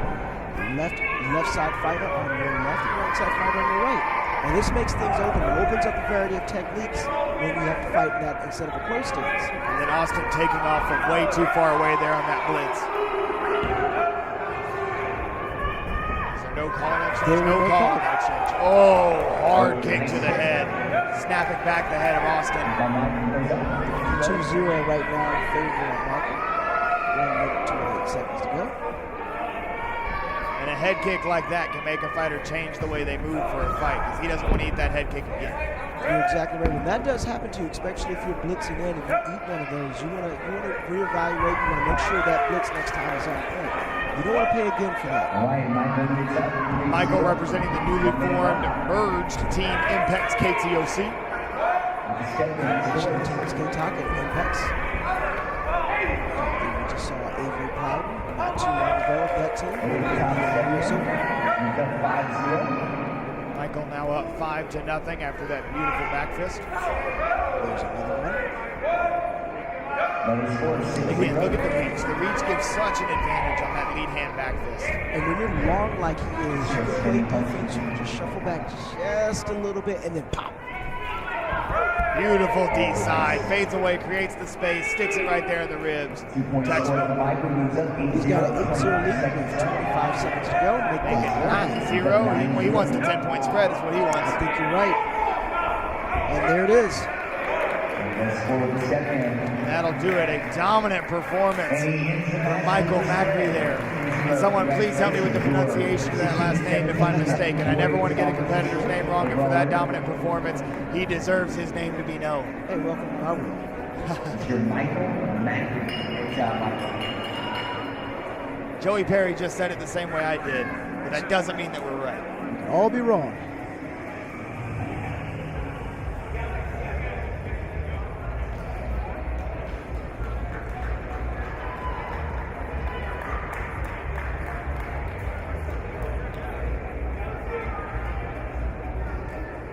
Mike Welch, I see your comment back. Of course, always respect between our teams, like we saw in the team All right, demo. our last two fights of the evening, we're going to say thank you and wave goodbye to Kodak and Master Young. Everybody say goodbye, say thank you guys. Thank you all so much for the comments on social media. Keep those coming in. We love seeing more discussion about sport karate. And then most importantly, we're all about sharing the sport and showing the world these athletes. I mean, you guys that have been tuning in and watching this, you see firsthand the quality of the athletes that we have in sport karate. You can see watching this night show that this is a bona fide, real spectator sport. And in order for us to get that leverage, it's all about clicking that share button. Because the more friends that see that and say, hey, that was pretty cool. That fight was pretty crazy. What did that guy just do? What did that girl just pull off? The more of your friends that see that, the more the sport grows and the more we're able to give back to these amazing athletes. Now, we did have a judge switch out. Looks like we've got our ladies on stage to judge the ladies and see if they need to take care out there. We'll get one more female judge. If not, hey, we're going to close the show with, if I'm correct, we're going to close the show with Black Belt Boys. We're going to have one more featured ladies fight. This is the 18 and over women's point sparring overall grand championships, and it's between a rematch for women's openweight. Rematches in the nighttime show are always fun. Danny Auberger seeking revenge on Sarah Kerr. And we are going to swap out one last judge, so it's going to be an all ladies on stage judging, as it should be. And who better than Maggie Messina to step in, the person leading the charge with Female Fighters Matter 2 to make it an all ladies panel for the women's final. You love to see it. Absolutely. Holly Hand, president of ProMac, is the center referee. Christine Bannon Rodriguez to the right. Maggie Messina, of course, to the left. And in the orange headgear, Danny in the white headgear. Danny tries that reverse punch, but the offense of Kayers what scores. That repeats itself, it looks like, right here. Nope, no call here, no confirmation. 1-0 aim. Good offense from Kayer, though. That is her recipe for success right here, is to keep on that offensive, keep the pressure on the blitz, and keep Danny's leg at bay. Now, you notice that how Danny is pressured in, but she can't get too close because she's going to pop off with that body punch. Just like that. But this time, she was a little bit quicker. She gave herself a little bit more space this time because she's the longer fighter. That was a well-scouted decision by her, tied up 1-1. Again, Danny in the white and black, and Sarah in the black and green. You know, if you have the unusual opportunity to face someone and then face them again on the same night, it's time to sit down and think about what worked, what didn't. You know, let's bring things out. As Ann scores another point, 2-1. We've got to figure out, you know, what happened last time. Great reverse punch there by Danny as she evens it up at 2-2. 46 seconds to go. And not wasting that air kick, using the air kick to close some space, following it immediately with the hands. Danny struck with a plan there, and it worked out. And I'd love to see Danny use that leg more. She doesn't need to give up. She's got a significant height advantage. She needs to use it with that lead leg. And you notice right there, she took that space away, but she's getting close to Amber. And is using the edge of the ring, circling back out, gaining that space, set it up, maybe that reverse punch again. Let's see if that's what's going to play out. Now she's at the edge. That's where you got to go. She had her on the edge. She popped that reverse punch. Danny did, but no confirmation call right there. And that's why you got to throw some insurance. That was one of those kind of weak clashes. If Danny had thrown just another punch or two, she might have gotten a point her way. You notice how Anna's just leave the space, drawing Danny in, and then fired off those reverse punches. It's 4-2. She has a 2-point lead as time expires. For round we'll see a second round, and we saw some swinging for the fences right there. Just like you saw earlier. Hey, swinging for the Something to keep fences an eye on. is definitely something to watch out for. It could mean frustration. It could mean, you know, you're trying to get faster. It depends on the emotional level of the fighter that it's happening in. Sometimes you can detect that when you're in there with another opponent. If they're fighting emotionally, it's definitely a chance to work that against them. Maybe frustrate them. It certainly can happen with a fighter that maybe they think they have an advantage. I should be killing this person right now. Why am I down in points? Use that emotion to your advantage, especially if you're emotionless. Shout out to you know, my man Jack out there, the Iceman, who you could never get a read on this guy. You could be beating 1,000,000 points to 1, he's stone faced. He could be beating you 1,000,000 when he's stone faced. But it's a great way to take that attitude into a match. And Sarah is up. All right, here we go. The score is 4-2 in favor of Ann. 2 minutes to go. Final round of this match. Will there be a comeback? Or will Sarah Kayer hold on for the win? and giving a little bit more movement, showing some fancy footwork. And there was that body punch right there. She held it back, faded away with the axe kicker for Owen. That's what she wants to get her going backwards, but you gotta count on that. Too much space there. The side kick came out, but I don't think it's gonna get called. But it looked like Danny got the glove. Danny taking off just from a little bit too far away there. She needs to set it up with the kick instead of just taking off with the blitz from a little bit too far. See, the shorter fighter, your economy of space management is what's going to do. As she closed the distance, you notice she didn't circle, she cut in and spiral, and then throw that body punch. The person who also is a fellow Canadian that is a master of this is Robbie Lavoie. Everyone, you see Robbie, you know Robbie's usually one of the shorter fighters out there, but he is mastering the space that's out there, and he can take off fast as he cuts angles and then follows with the body punches. We anticipated right there. Not enough. No point right there. Good call on the clash. Looked like they both punched each other at the same time. That should go to Danny. Nice defensive reverse punch from Danny. 5-3, 50 seconds left. Plenty of time. 2-point deficit. Danny's only a kick away. And this is where you don't want to go to sleep. Danny's starting to get some momentum. She shows the leg, follows with the hand. She's only down one. Can't be overconfident, but you want to build that momentum slowly. Let's see. Good patience from Auberger, waiting for her opportunity, and she ties it. 29 seconds to go. It's tied up 5-5. A lot can happen in 29 seconds. And gets an early lead again, 6-5. 19 seconds to go.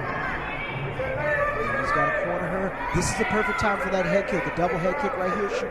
Shoot to the waist, then shoot to the head. Right now is when I would pop that off if I had those legs. Allow an end to escape and reset. It's bleeding precious seconds off this clock. Looks like she settles for the body punch, but the judges don't score, and time is expired. It all came down to that call if Danny was going to be able to land that body punch or not. She's unable to get the call, and for the second time this evening, Sarah Kayer is going to come out with the win. Now she's not only the open weight champion, she is also the women's overall grand champion. And again, what a weekend for her. Yes, fabulous weekend for her. Hey, you know what? This is going to be a nice flight back to Quebec. And maybe they drove, I don't know. And the newly formed team in Diamond G3. Making its mark. Absolutely. We saw Brian on stage earlier. He's got to be proud of this little team put together, you know? All right, congratulations. Had a chance to spend a little time with them in Orlando. This team is going places. I like it. Ladies, exit the stage. We have a very, very good squad. Fight. This is the 16 and 17-year-old tall versus short. Coming up is our final event of the night, 16 and 17-year-old NASCAR Grand Championship for the black belt girls, tall versus short point sparring. We are ending with the ladies tonight. This is fabulous. I don't think this has happened before. And her competition tonight, she's 16 years old, making her way to the stage. Did you catch that the other competitor's name? I did not. I was just trying to listen for it. Unfortunately, we don't have it here behind the scenes in the broadcast booth. 2-minute fight. Total points at the end of it. All right, final fight of the night. I know that we have Brianna Tuitt representing Team Heartland South to the left of the screen. Judges are ready. Let's do it. Right off the bat, I'd say this right now. We may not have her name, but we know she's a student of Douglas. So we know she's Canadian. And we know she has a 2-point lead. Make that a 4-point lead. Beautiful head kick. She lifted that leg at just the right time. Massive length advantage, and she is using it well. There's a D side. They called it. Another 2.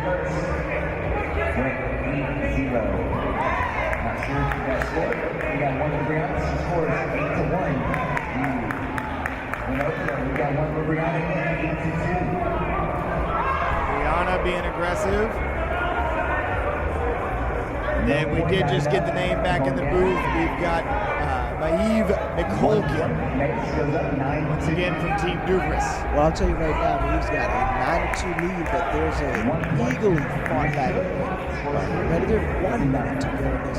These ladies are ending this night with just absolute excitement. Looks like we have a little here. Equipment for the exchange. All right, now she can see. Colgan back up and ready to go. Again, always just hard to tell through the headgear and everything. I've definitely seen her name before. She's been very successful in point fighting all year. And she is showing everybody why here tonight. With just 11-3 advantage. Sorry about that, with 43 seconds to go. The score is 11-3. She's been quite devastated with that front leg kick. Nice. Main scores of that goes up 12-3. She gets the Back jab. fist there. Spread, that will end the night. Great job. A dominant performance from the Colgan there. Well-deserved win. All right. She will be presented with the trophy. And you know, one thing I love about this night show, Mallory, is getting to see the junior fighters on stage, both for the males and the females. Junior fighters, I feel like that's a division that doesn't often get enough respect in the NASCAR night show, so I absolutely love to see those fighters up here on the big stage, getting the win on the broadcast in front of everybody. They deserve it. And absolutely, you're right, because those junior fighters of today are going to be the adult fighters of tomorrow. Those are going to be times as these junior fighters mature, hone their craft, get even better, and they're going to be battling out when they reach 18 and get to the adult division. They're making their mark now. We're finding out about them. This is fantastic. And also, it has to be said again and acknowledged. Maggie Lucina taking, especially time to acknowledge these ladies out here doing things in the martial arts. Of course, we think martial arts is a male-dominated sport, but females are out here, and female fighters matter too. And I think that's what she would agree with in saying. I couldn't agree more. Congratulations to all the champions from this evening, and thank you to everyone who has tuned in, and thank you to all the sponsors of our broadcast and of the U.S. Capitol Classics. Whether you were tuning in on Black Belt Magazine or SportMartialArts.com, we appreciate you. Make sure you're hitting that share button. Drop those comments. Let us know what you think, and keep spreading sport karate, because this sport and these athletes deserve to be seen by millions. Mallory Woods, it is always a pleasure, my friend. Thank you, Jackson, and good night, everyone.